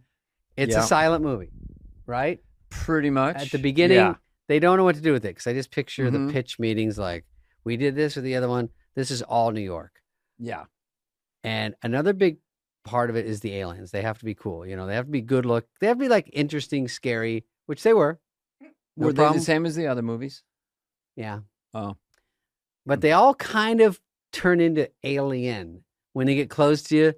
Jowls open, you know, like a boa eating an Multiple sets of teeth. yeah, right? yeah. And then But that wait, little there's more teeth. then there's another little head, and then the head has a little baby head with two tubes going, "Mama." yeah. There's like 7 layers of teeth coming Yeah. at you. And they're all sharper and Yeah. and they breathe, and they're always dripping with something. Anyway, Ew. yeah, it's you got sickening. through this. Can I without just any say vomit? this? When I was watching scary movies as a kid, the monsters were dry, except Creature of the Black Black Lagoon. Lagoon. They were just dry. And then when Alien came out, goo was put on Wet the and thing. goo is and they bad. got wet and gooey and a lot more scary. It is scarier to be gooier. I like a dry monster It's true. I do like my monsters dry. I agree with you. with a twist. Yeah, I don't. I With a like a splash of monster I can light Tito's. a match off of. You said Godzilla- that about E ET. Oh, he's so fucking dry. Yeah, yeah. He's E.T.'s too dry. Frankenstein was dry. The original Frankenstein. All those old monsters were dry. And then they got gooey and wet. And then I stopped going to the movies. So we're still in The Quiet Place. So she has a cat. Meow. And the thing about Oh, the cat, God. you know the cat's gonna fuck everything up, because cats are already troublemakers. And you know, cat, why would you have it in The Quiet Place? They're up there and he's like this, pushing fucking cans off. Meow. Like, and they're like, and the cat's like, what if I, you know what I They mean? did that in the first Alien where the cat's like, meow. Yeah, and meow. they want you can't do shit. You take a Kit Kat and go, and the monster goes. So you can't do anything in this movie. And the cat, I think, has a bell around his neck, which is another huge fuck up. It's like, isn't it funny though? The moment like you just did when the monsters are like, and then they hear, Yeah, and then the music comes in. yeah, because they're like this, walking down the street in Manhattan. It's of course Armageddon, and they're like this, and then a bird goes tweet. Now the bird goes, the fuck? I don't even know what's going on. Like I'm just being a bird, and then the alien comes and eats him. The monster. Yeah, it's not alien. Hans it's a monster. Zimmerman, but they are from space. Am I giving too much away? So the aliens are from. I did not know that. Yes, I did not know that, Ed. Not from this planet. Extraterrestrial, Yes. great one. Martian-like. So they all go to the noise, obviously, bring on the noise. And Bring so, on the noise. anything else that happened? Let me see. I wrote a few things down. Jeez, can't you just watch a movie? You're always working. No, the cat is white. Everyone's covered in filth. The cat is clean as a whistle for some reason. And also the cat doesn't give a fat fuck. Walking over dead bodies, because cats don't know what's going on. So that's like the fun part is the cat. Cat never gets lost.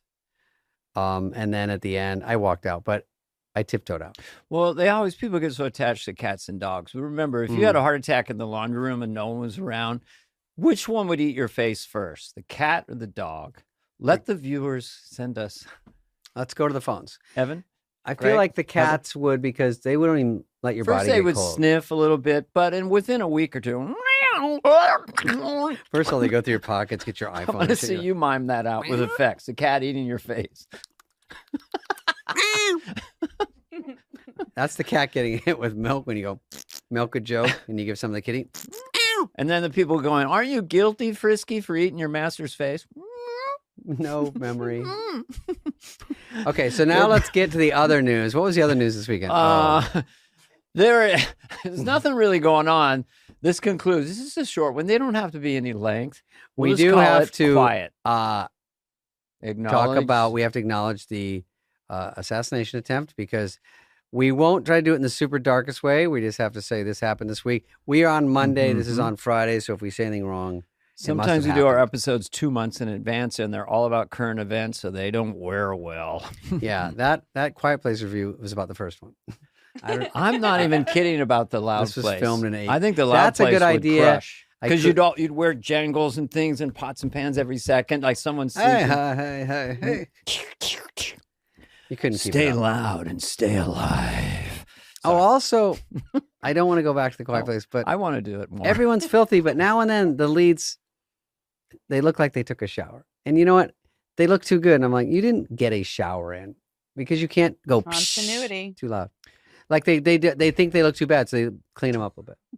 I couldn't agree more. Couldn't agree more. A Western, like I saw when I did see a Western recently, 310 to Yuma.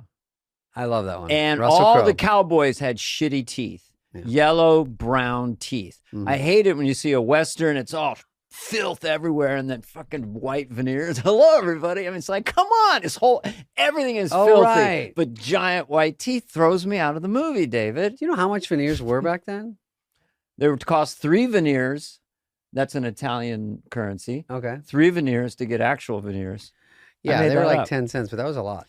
But anyway, I'm agree with you. I like dirty teeth in Westerns. So the shooting I saw as it happened on TV. And you were watching it? They always say it sounds like firecrackers, which is true when I heard it back, because if it's a mountain range, you think it's going to be. Very good. Get tight on that mic and do that. I like that. That's my new favorite. That's a sound great effect one because the echo. Yeah, that's in the mountains. Damn, girl. I feel like let's get on out of here. So there's a lot of questions about it because luckily the candidate for president didn't get shot. But the scariest thing is that thing where he looks this way, and if he didn't look that way, he would have gotten.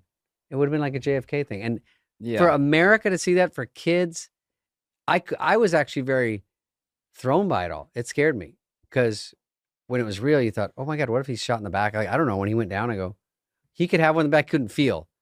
And then they take him away, and then he goes, oh, wait, because I don't know, shock. It's adrenal. I mean, I saw, this will age me a bit, but I saw Lee Harvey Oswald got shot by Jack Ruby during a prison transfer. God, that's so funny. That's not funny, but it makes you think of Dennis Miller. It's Dennis Miller had a bit. He does. It's so funny. I haven't seen choreography like that since the Lee Harvey Oswald prison transfer. Hey, boss, I got the guy that owns the local strip club. He's got a handgun. Should we let him through? Who the fuck are they turning away? If they're letting in the strip club owner with a handgun. Strip club owner with a gun. Should we let him through? Yeah, let him in. Yeah, that's what we were thinking, because when you say, I look at all the evidence. TikTok. I go on Twitter. That's where all the Twitter, truth TikTok. I mean, just picture if this was JFK. I mean, the amount of analyzation. All we had was like crummies of Zapruder tape. But now, of course, everyone has something going, and you're going to a place that's getting filmed anyway. So everyone has questions. I don't know. It all sounds. You can question everything about this. Everybody has questions, and this is going to go on for quite a while. Yeah. And the questions are from everybody: New York Times, Wall Street Journal, TikTok, Twitter, more traditional sites, CNN, Fox News, and then everybody has questions. Yeah. How in the fuck did that shooter get on that roof from that distance with that clear shot when we know, because of Evie, the Secret Service agent, who was on our show. You can we go back interviewed, and watch it. Ironically, 2 weeks ago or something for a half hour about how the Secret Service works. And she really breaks down. I think we have a YouTube video of Trump is an ex-president. So the amount of security is massive. So I said, how many are guarding in a big rally? She goes, I go 50, 60, 100 more. So they couldn't spare one person to be look on at the highest building, the roof that's closest to the, so you're kind of like, well, please explain this. Yeah. I thought that was a little fishy. I don't know. I mean, I don't know. We just need an explanation. Oh, okay. Here's my explanation that I want.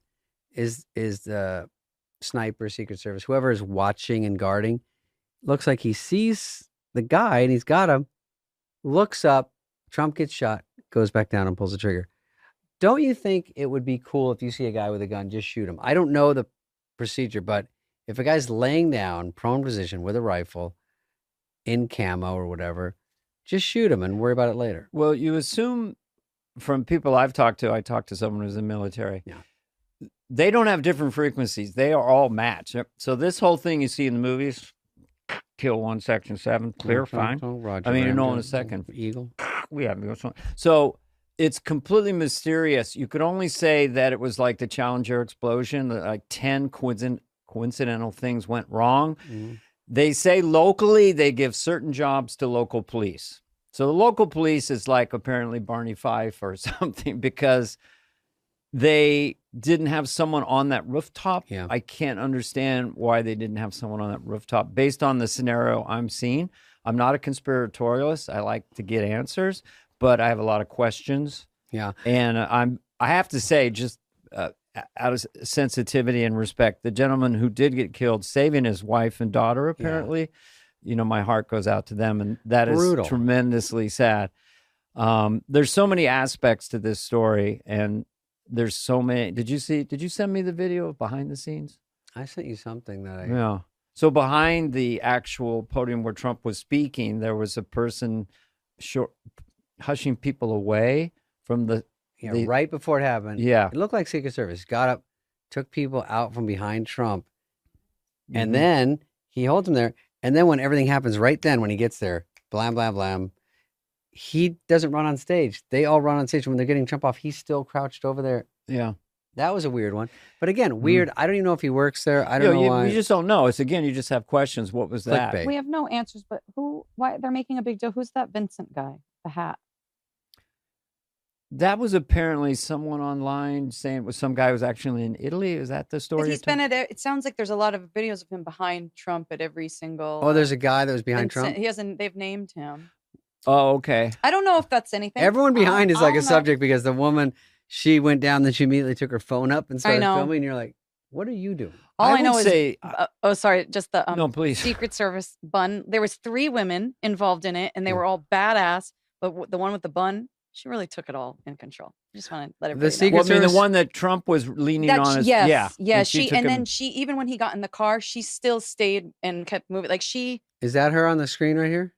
everybody No. dropped the ball. but She's the one with the head back to us. No, that one. Yeah. Oh, with the- okay.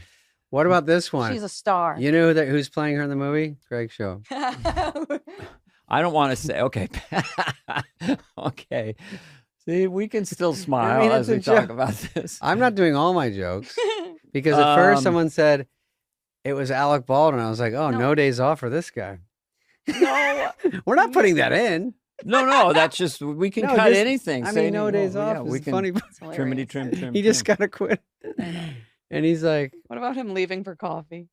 what did Did who? you see? Alec Baldwin's been on trial for the, But he's acquitted. and he just but he got up in the middle of the trial and just walked while they were questioning, and he got up and he just went. Oh, I got a didn't know coffee, that. And all the lawyers were like, literally, visibly, like, what, like shaken that Look he just who's got up. watching And, the trial.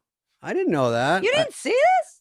I like when they said someone Well, goes, did you call him a cocksucker? And the girl goes, me? I don't know. I don't think I got some witness. that one, some jury member. That I don't. You've handled guns in movies, right? Yeah. I mean, Oh, yeah. you count on other people, and also protocol was broken because I've done a few. I'm not saying, but every single time the guy says, "Here's your firearm." They usually go like He this. makes you. He opens all the bullets. He turns it.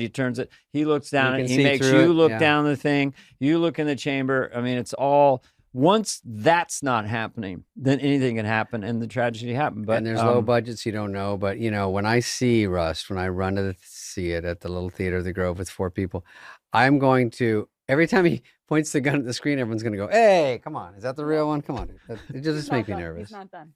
Yeah. Got more. Alec Baldwin might be watching the show. love We don't Alec mean any Baldwin. disrespect. No. I'm No, glad I he's love got Alec. acquitted. That was just a tragedy, and Absolutely.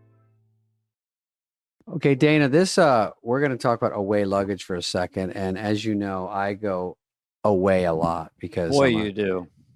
international stupid star. So I'm still on tour. I just did 6 days. Mhm. And look at this away luggage I have. Look Oh at Heather yes, bringing I it have in. one too. Oh, you You went see for this? the kind of green gray. I went for It's sort a of the little bit. What color do we call that, Heather? What would you say? light. It's a dark peacock blue. Dark pink. Okay, I have kind of the very light, sort of whitish gray. Look at how light it is because Heather can lift it up and she's just spinning it around. So Yeah. this is good to buzz around. This one you can Mhm. bring on with you. I think that's Yeah. the right size. Yeah, you can bring it with you on the plane. And then I have one I checked. Thank you, Mhm. Heather. That was great. She's still up there with my Yeah. smashing my head with it. So it looks great. It's anyway, it's easy. Now when I'm traveling, I used to have one that was just like pulling teeth. It was like pulling bricks around, I didn't know there was lighter, easier ones because it's been a while. Yeah. So I finally get a new one. It kicks around. It looks better than any of these soft side suitcase. That's a term, soft side. Right. They're not clams. They're not like hard clams like Yes, that. and that's what they've done with this one. And Yeah, it's designed to be lighter. extremely light and Mhm. maneuverable as were the other ones that they gave us. Thank you. Yeah. Thank you, Away.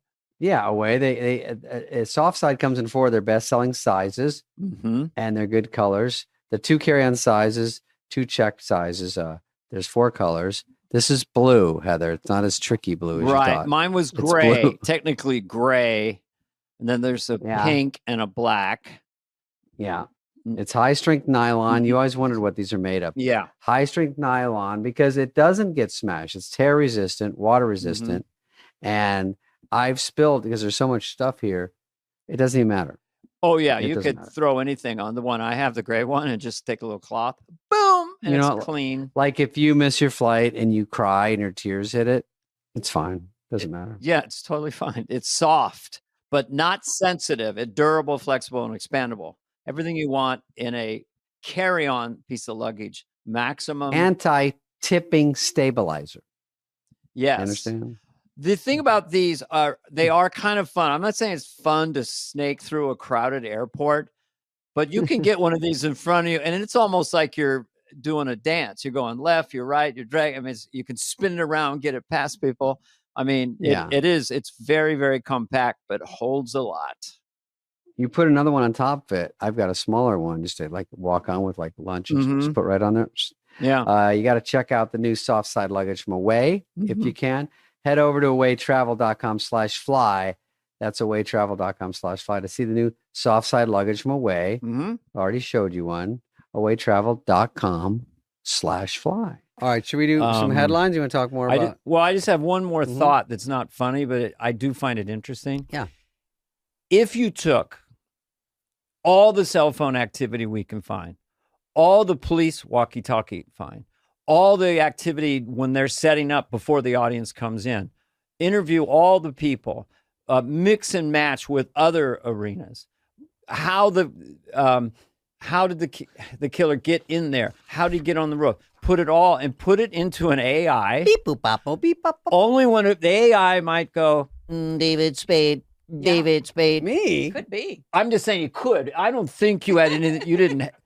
I don't think that's true. I just say the AI. We don't know the answers yet. We don't know yet. I have actually. But I'm not no even alibi. kidding in the sense that it's alibi. that we could get some sense of answers. Right. That's Everything's left untouched still. I heard. I don't know if that's true, but that they Oh, they are marked doing it. It's a crime those scene. things. Yeah. and all the people with phones and little bits all have to be put together and everything. And AI right now is going. Just let me know when you want to know what's going on. Just let me know when you want to know the killer and everything. What about that one interview? I can't stop either. It'll The take one me interview, 3 the guy seconds. saying he saw him bear crawling up the. I don't know. I don't Oh, know. well, there's anything, people if going, anything's true in the world. This dude has got a gun. He's on the they're roof, not and everyone's like, reacting. "Oh my god!" they hey, were get off standing it." and saw a guy bear crawling on the roof. How about you be a hero then, and you go up and grab him? Yeah. Well, and again, they say now that a cop went up and kind of looked, and the guy You good? pointed his gun at him and said, "See ya." I'd be like, "Hey, That guy does Minding not my own want his business. name released. Yeah, I'm not. I'm afraid of heights, actually. But no, Stepping do whatever back. you want to do because I'm going down. No, but whenever you do Woody Allen, I'm going to do Woody Allen. You trigger me. Yeah. You trigger me. Of course, it's funny. So anyway, all we know is what we don't know, and I By think Friday, in they'll know a terms lot of more. the macro, remember that mhm. at Arizona State? Yeah. The temperature of Biden and his apparent mental difficulties and all the stuff about him stepping down, waiting for that speech to the nation. I'm not, will not, I won't even do them. And then this assassination attempt on Trump, it's rotating in such a way that's so heated up. I'm just going to say it. I've never seen anything this crazy. And I was there for JFK and Martin Luther King. And this is just on all levels with social media.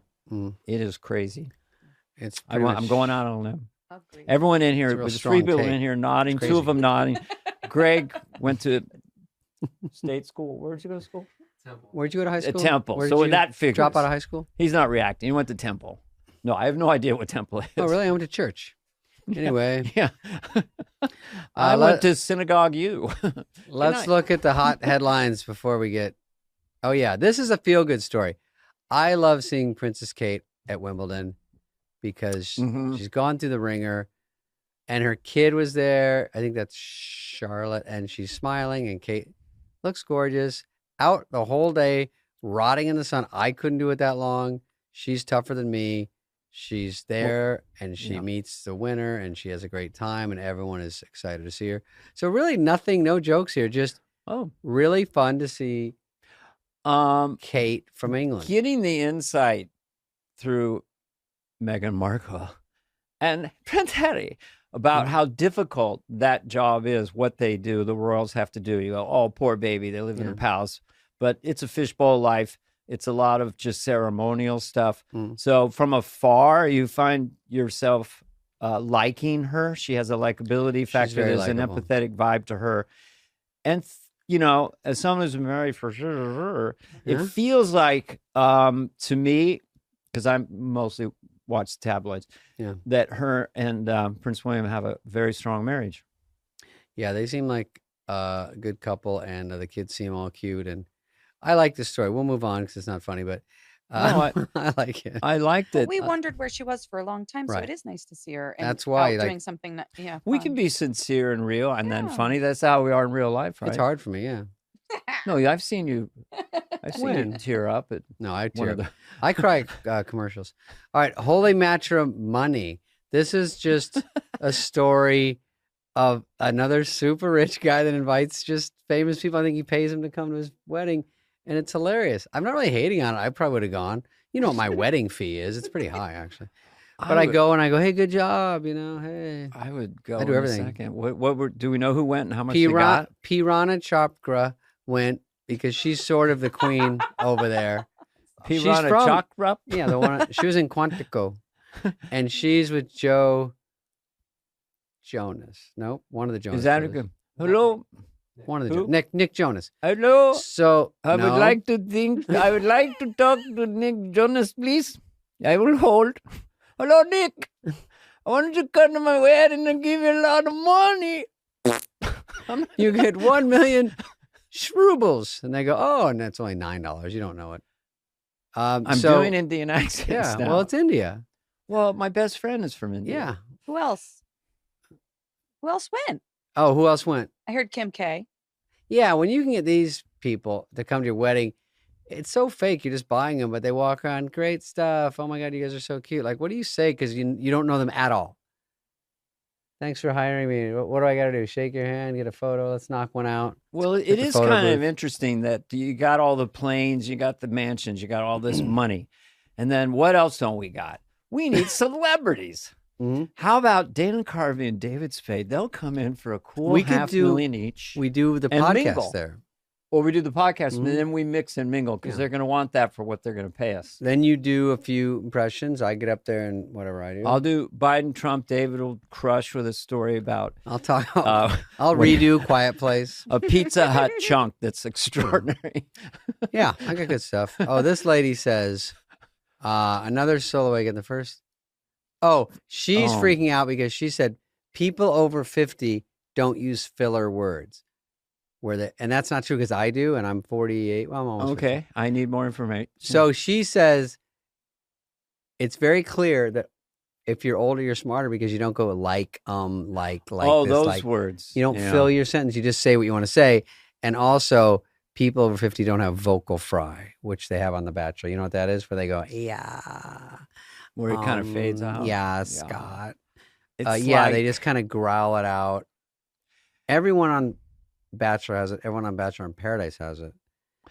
It was always interesting to me. Did you observe this? That where the Valley Girl rhythm came from apparently was the San Fernando Valley. That was in the 70s. Okay. So it's like, but now you can meet predominantly young women. I don't know if this is sexist in different states, Montana, everywhere. They do it all over the country. Oh, so this guy was so cool, but I was like so scared. And I liked him, but my friend Susan really liked him more than I did. So we were like, and it's everywhere. It's just an observation. I don't have a punchline. No, it's just sometimes you realize that people are dumb everywhere. It doesn't have to be just here in LA. It's like the dude. Did you ever talk like a surfer dude? Because you were kind of a skateboarder. I was a skater. I would just adapt anything that helped me or made me more appealing. Like in school, they say you should try to stand out and be yourself. I was like, nope, I want to be exactly a carbon copy of everyone else. I just want to not stand out at all. And I just want to be whatever's working for people. You eat there in the cafeteria, I do this. You act like that, I wear that. So I wasn't really a unique individual. Can I ask you a question? Yeah, please. Remember how Jerry Seinfeld got so mad? I just thought, don't say whatever. Just ask. Just ask a question. I don't need you to say, can I ask you a question? That counts as the question. Yeah. Have you ever gone to any of your high school reunions? I did. Which one? I went to the 10th. And I think I was seeing Julie Bowen. And so I said, do you want to go? No. And you I weren't took seeing her at 28. That'd be your 10th. You'd be 28. I'm 100 now. No, but it's SNL. You're 100. Count backwards. Well, I think it was. You're 80 it can't now. Be. Could it be 20? No. It was a long time ago. It was probably 10th. Anyway. My observation is that you, early Saturday Night Live, we have pictures. And then you, by the time you got Just Shoot Me and SNL. Famous enough today. Julie, go ahead. You had cool hair. You had a cool goatee. You had cool clothes. I mean, we did that video or audio picture montage of you. Yeah. But so by the time you were there, if thinking of how you must have been at 17 in high school. Hi, everybody. I'm David Spade. And then there you were 20 years later. You would have been a badass. Hello, I'm David Spade. Hi, Julie Vaughn. I'm David Spade. No, But then do David Spade from Just Shoot Me. Hey, what's up? What's up? Exactly. Do this shit. It's Bada bing, kids. We went to the Punch Drunk Love premieres, and whenever that was. So anyway, we go to it. Crazily enough, she goes, "I'll go for fucking shits and giggles." So we go. Mm-hmm. And then stupidly, this is like a time warp. Ben and J-Lo were dating. So when they said sign in, ago. We wrote Ben and J-Lo to be stupid. And this fucking first guy that walks up to me goes, "Think you're Ben Affleck?" I go, "Oh boy." He like wanted to fight me immediately. I was like, "Of course, they want to kill me because you had all the power." Yeah. You didn't ask for it. You just One guy goes, all my friends think you're funny. I go, "He's really not." And I go, "All right, cool, guy it down a notch." Like, we get it. Did he get you in the proverbial headlock and give you a noogie? Did he go like that? I told him I could beat the shit out of you. I go, literally everyone here can, including Julie. So it's not a big victory. Most of the guys who dominated me in high school, by 28, they were completely bald and they were putting gas in a tank at a full serve. And they just wave as I went by. You think you're so great. You don't want to peak in high school. Just for any young people watching this, look at us. I'm almost 80, still having fun. Don't worry, just relax. Here's this next story, which is, I thought this is kind of funny. This is interesting. I think this is an Uber driver thing. How is my son's drawing? He puts his son's drawing in his window and he goes, "Good enough for art classes or just send him to trade school?" So any driver can vote. You go help the family decide if the kid's a good artist. I think he's pretty good. Well, what is that? A rock hitting that guy's head? That's the other part. Is the moon behind him? That's the only part where I think he should go to trade school because I don't know. I like the right side of the picture. Well, it's I don't know what the other part is. Fine drawing. Does he have a man bun? It is that looks a stop like sign? A rock is hitting him in the head, but he's not reacting. No, it's probably right before. It's right when the rock hits his head. Well, okay. Here's where I need more information. Yeah. How old is the kid? How old is the bald guy? He says enough for art classes. He's talking about private art classes. Yeah, the kid wants to go to art school. Well, let him be a plumber during the day and go to art school at night. Problem solved. Jesus, I don't know if that's one of the picks you can vote on. What do you have to vote? Dana's like, they go, if you'd like to put an essay, Dana's like, well, I was a bus boy, and then I'd say, look, there's shows in San Francisco tonight. This is the Holiday Inn. I was 30 miles from San Francisco, the Holy City Zoo. Could I leave early to go do a show? So then I'd go and do a set there. Robin Williams would come in. Her. Robin's here tonight. And then sweet Robin, he would do 2 hours. He would. I can't believe it. It's a crazy night. I want to toast all of the midgets. But love him. But anyway, do both. Do it all. Here, David.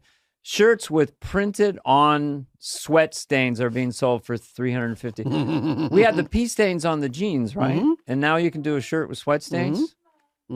What's next? Drop on a load and your Levi's in the back. What's the final mic drop on human? What's next? Socks with jizz all over them? Because I got a couple up in the fucking room. At least we have a nice byline for today's Superfly. Listen, actually, I would do this. I would do this shirt if it was a button down. I just don't like these pullovers. Well, let's ask Heather. Heather, look at this picture. That's funny. Why? How did John know you're using his picture? We know him, and I think he just sweats. That's real shirt. No, he just. You didn't see the other one. I made a joke and put the real sweat. A little heavy. He might sweat a little bit. It's probably a very hot day. Heather, let me ask you a question. Do you find it sexy at all? A man kind of sweating? Yeah. From a distance, but from a distance. David, do you find it? I've sexy had at all two if requests. A man or a woman sweat. No, I do think guys are super hot, but I do think that I've had. You swore you keep that a secret. I've had requested to be sweaty, not like that's 90 Day Fiance guy, right? Yes. Yeah.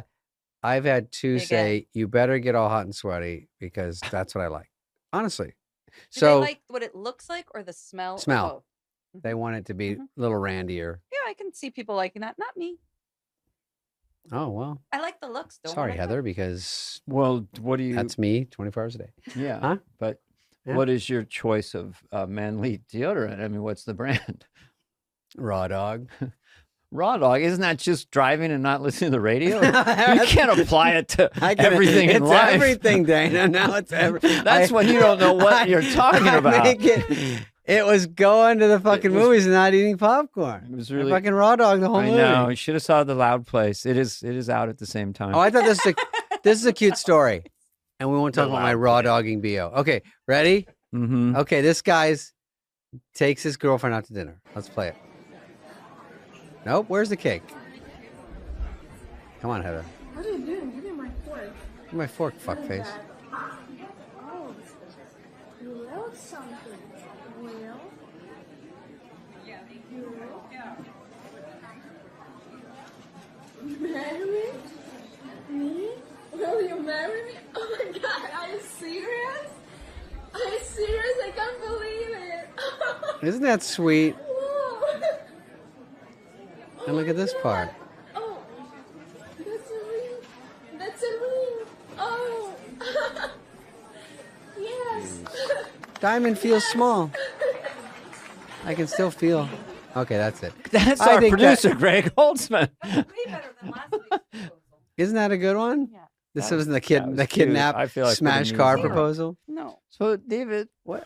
what the, Is that you blind? right now, a little bit. Am I making fun of a disability? I'm No, sorry. I thought it was very cute. See, I thought it what a was cute, too. softie. I cry at most There's Instagrams. so many bad ones that I was waiting for something to happen. No, it was a That's so nice nice. one. Yeah, if I gave myself into that, I would be a puddle of tears. But that is very, very sweet. Because it didn't feel staged. You know, when you see stuff, I all don't the think time. that was staged. That looked real. Yeah, if it wasn't, give that woman an Oscar if she can see. Hmm. Okay, what are we doing here? Is this Biden? So This although I Biden? wish I were here with better news, the fact is that you and I are sitting here today because this will be your last week of employment. Funny. This is not an assessment of your productivity. Try not to take this It's personally. Clooney firing you? Well, I just had a bad night. Wow, that is clever. They put in that I movie love that. In the Air. Yeah, That's funny. yeah. That was just funny. Okay, what is this dog doing? I'm sure I'll laugh. Oh, okay, stop it. Freeze. Okay, this guy wipes out in his chair. All right. Does the dog help him up or go get the bottle he threw? Boy, so we don't get a playback. So I don't know how violent I say goes gets the bottle. Okay, let's see.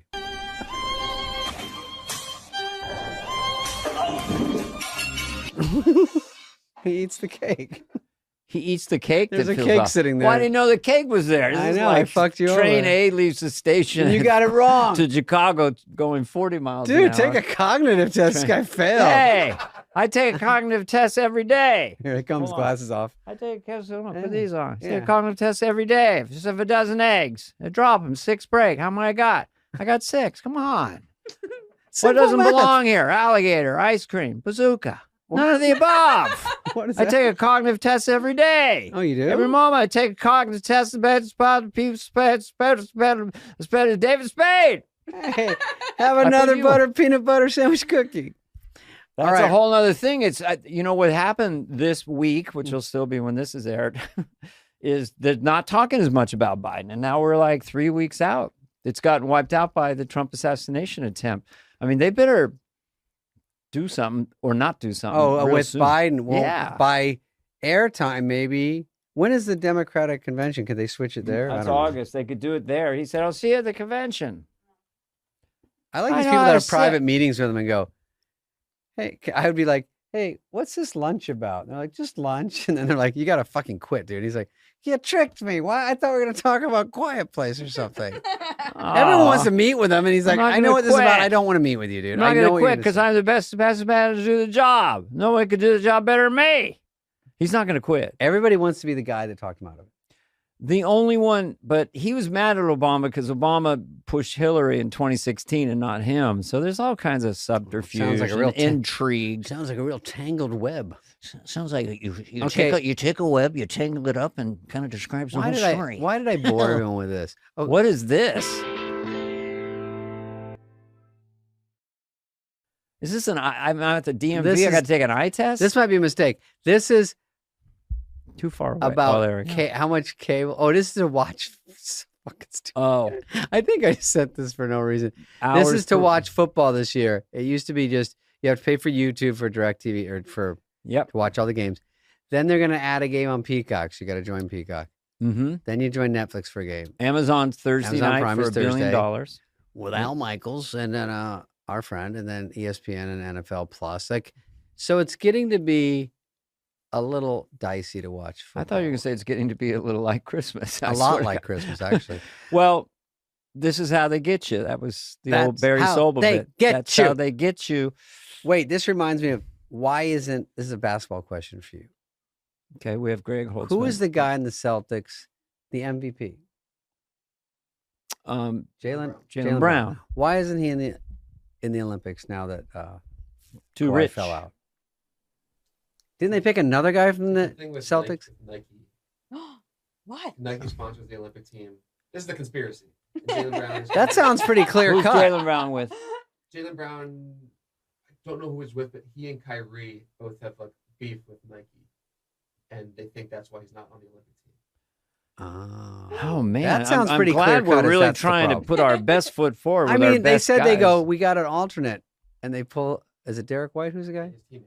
His teammate, and you're like, Jalen was the MVP of the whole finals, I think, and they won the Yes, whole thing, right? he was. So it just seems like so dumb. You go, come on, Olympics. First of all, I have a real thing against the Olympics, and do not get me started.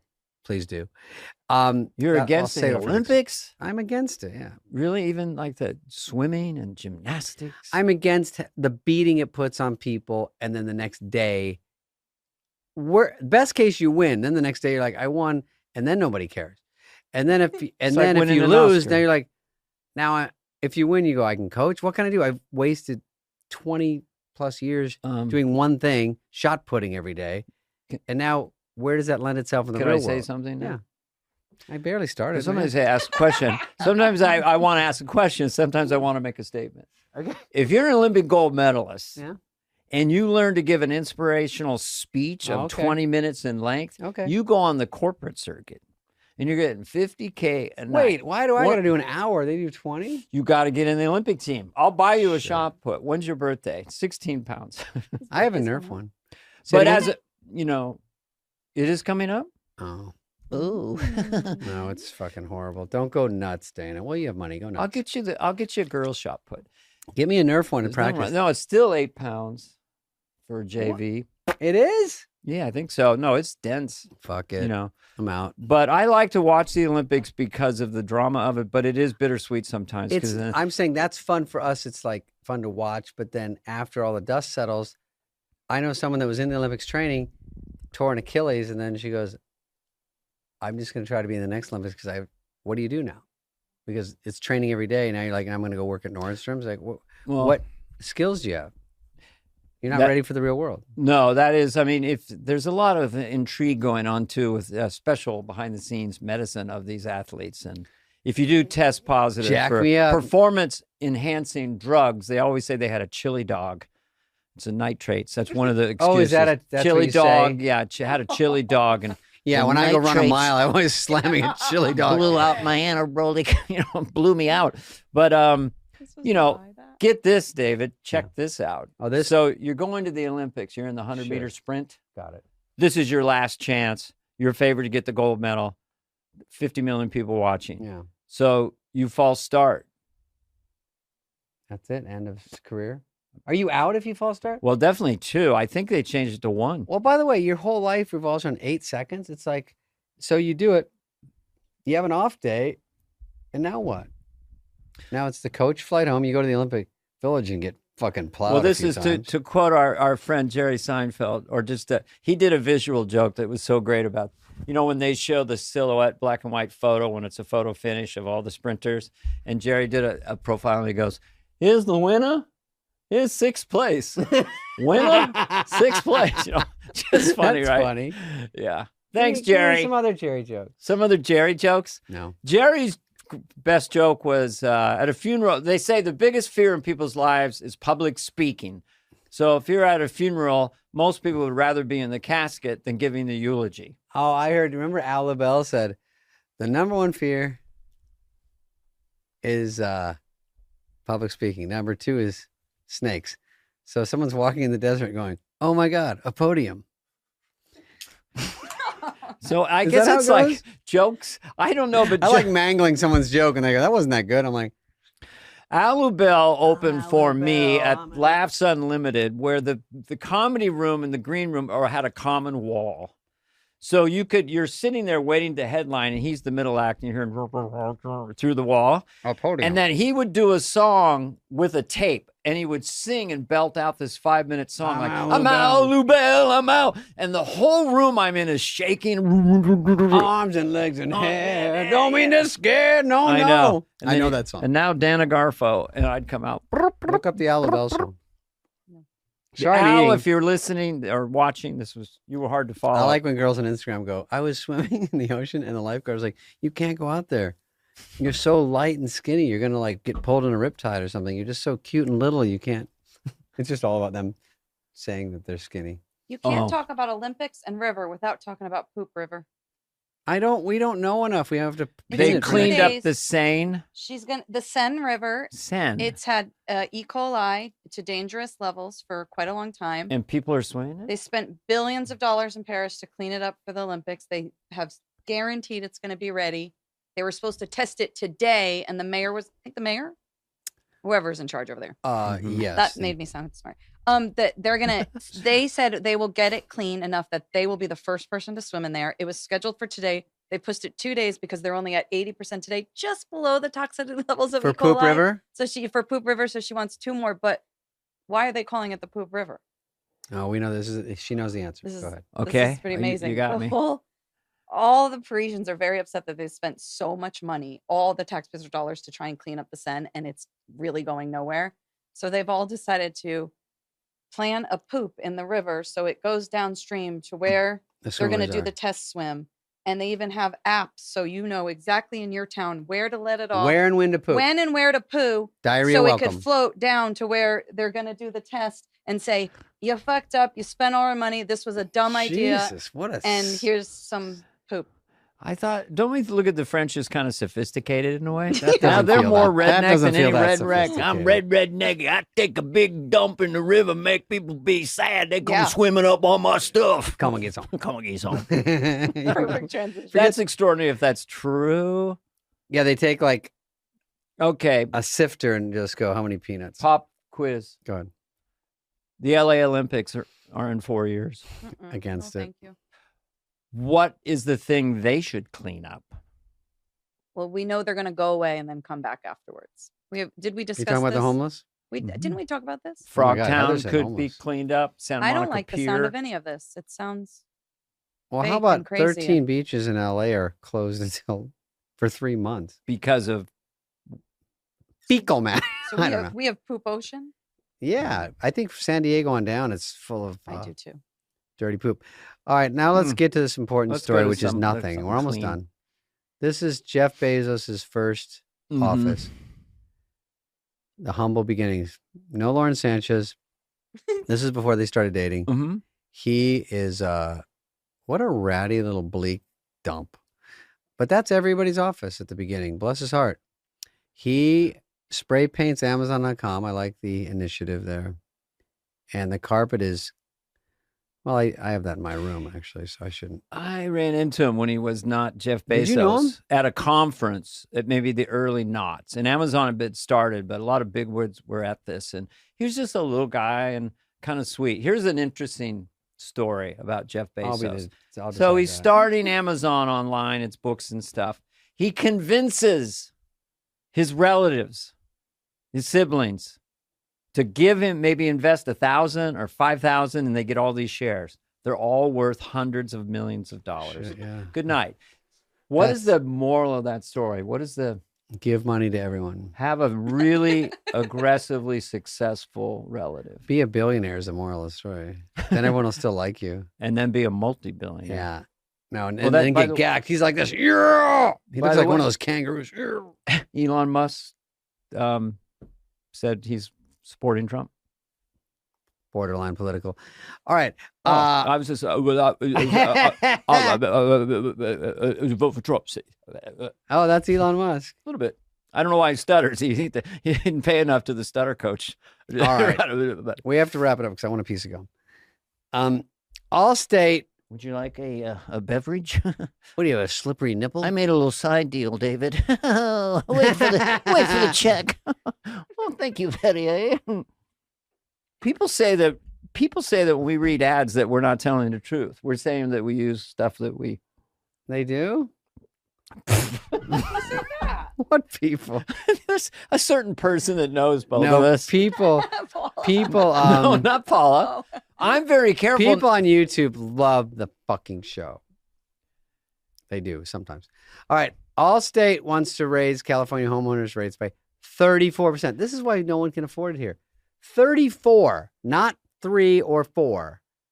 They're doing a lot. People don't know this in the other states.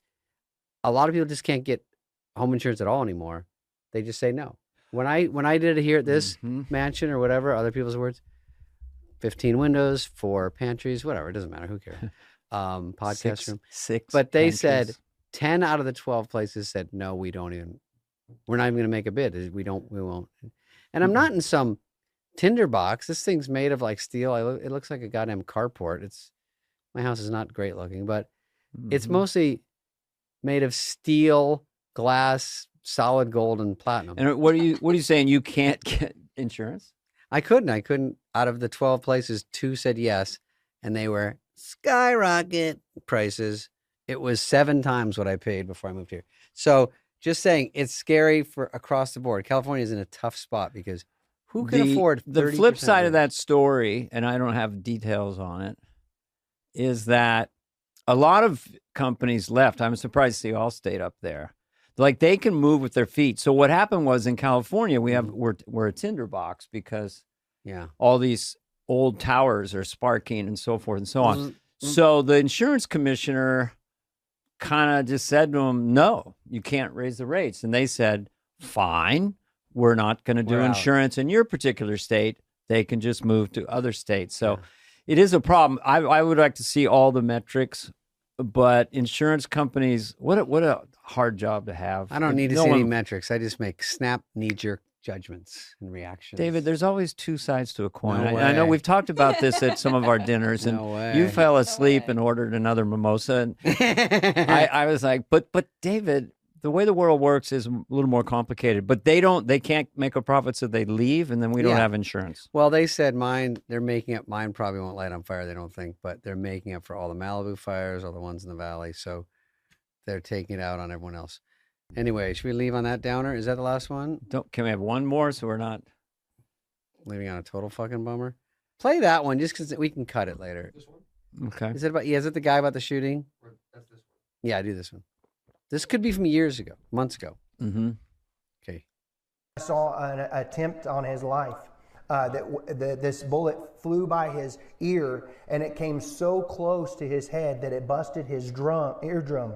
And I saw he fell to his knees during this time frame, and he started worshiping the Lord. He got radically born again during this time frame. I'm talking. People say he's saved now, but he becomes really on fire. So this guy's saying this in the past. And about an assassination attempt. This is the vision he by saw. the ear. If that's true, it didn't bust his eardrum, I don't think, but that's pretty interesting. Mm-hmm. Or he's a shooter. I mean, because that's still too accurate. I think the shooter is no longer with us, but I didn't like seeing shooter pictures on Twitter without a warning. Oh, you did? I saw the shooter after they hit him. They just show he's right on Twitter. It's too much. I can't see that shit. Dean, I'm sensitive. I'm on cancer. 20-year-old male from Pennsylvania. That's what they said. Yeah. So, but he got popped. He got a headshot. I know. I don't want to see it. No. I don't want to see any presidents getting shot on TV. It's crazy.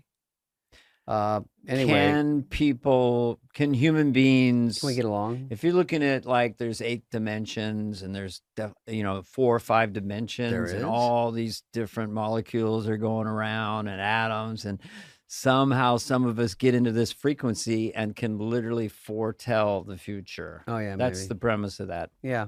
What do you think? If that's bullshit, say it in YouTube. By the way, you don't have to remind people to tell you negative comments in YouTube. Okay, so I guess that's it. We did a great job.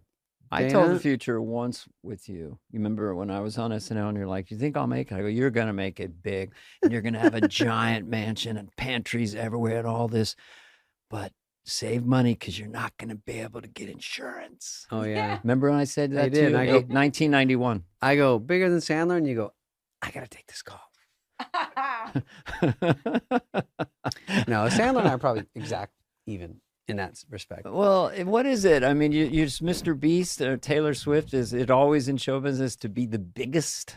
How about just being kind of like David Lynch? I'd rather just cool be. artist. I'm humbly just the best in the world at my And job. one of the richest. At my job, whatever my job is. I did see Sandler the other night. It was fun. Faba All right, these Hada-ba-da-ba. cantaloupes aren't gonna eat themselves. Sounds weird. Okay, bye I guys. just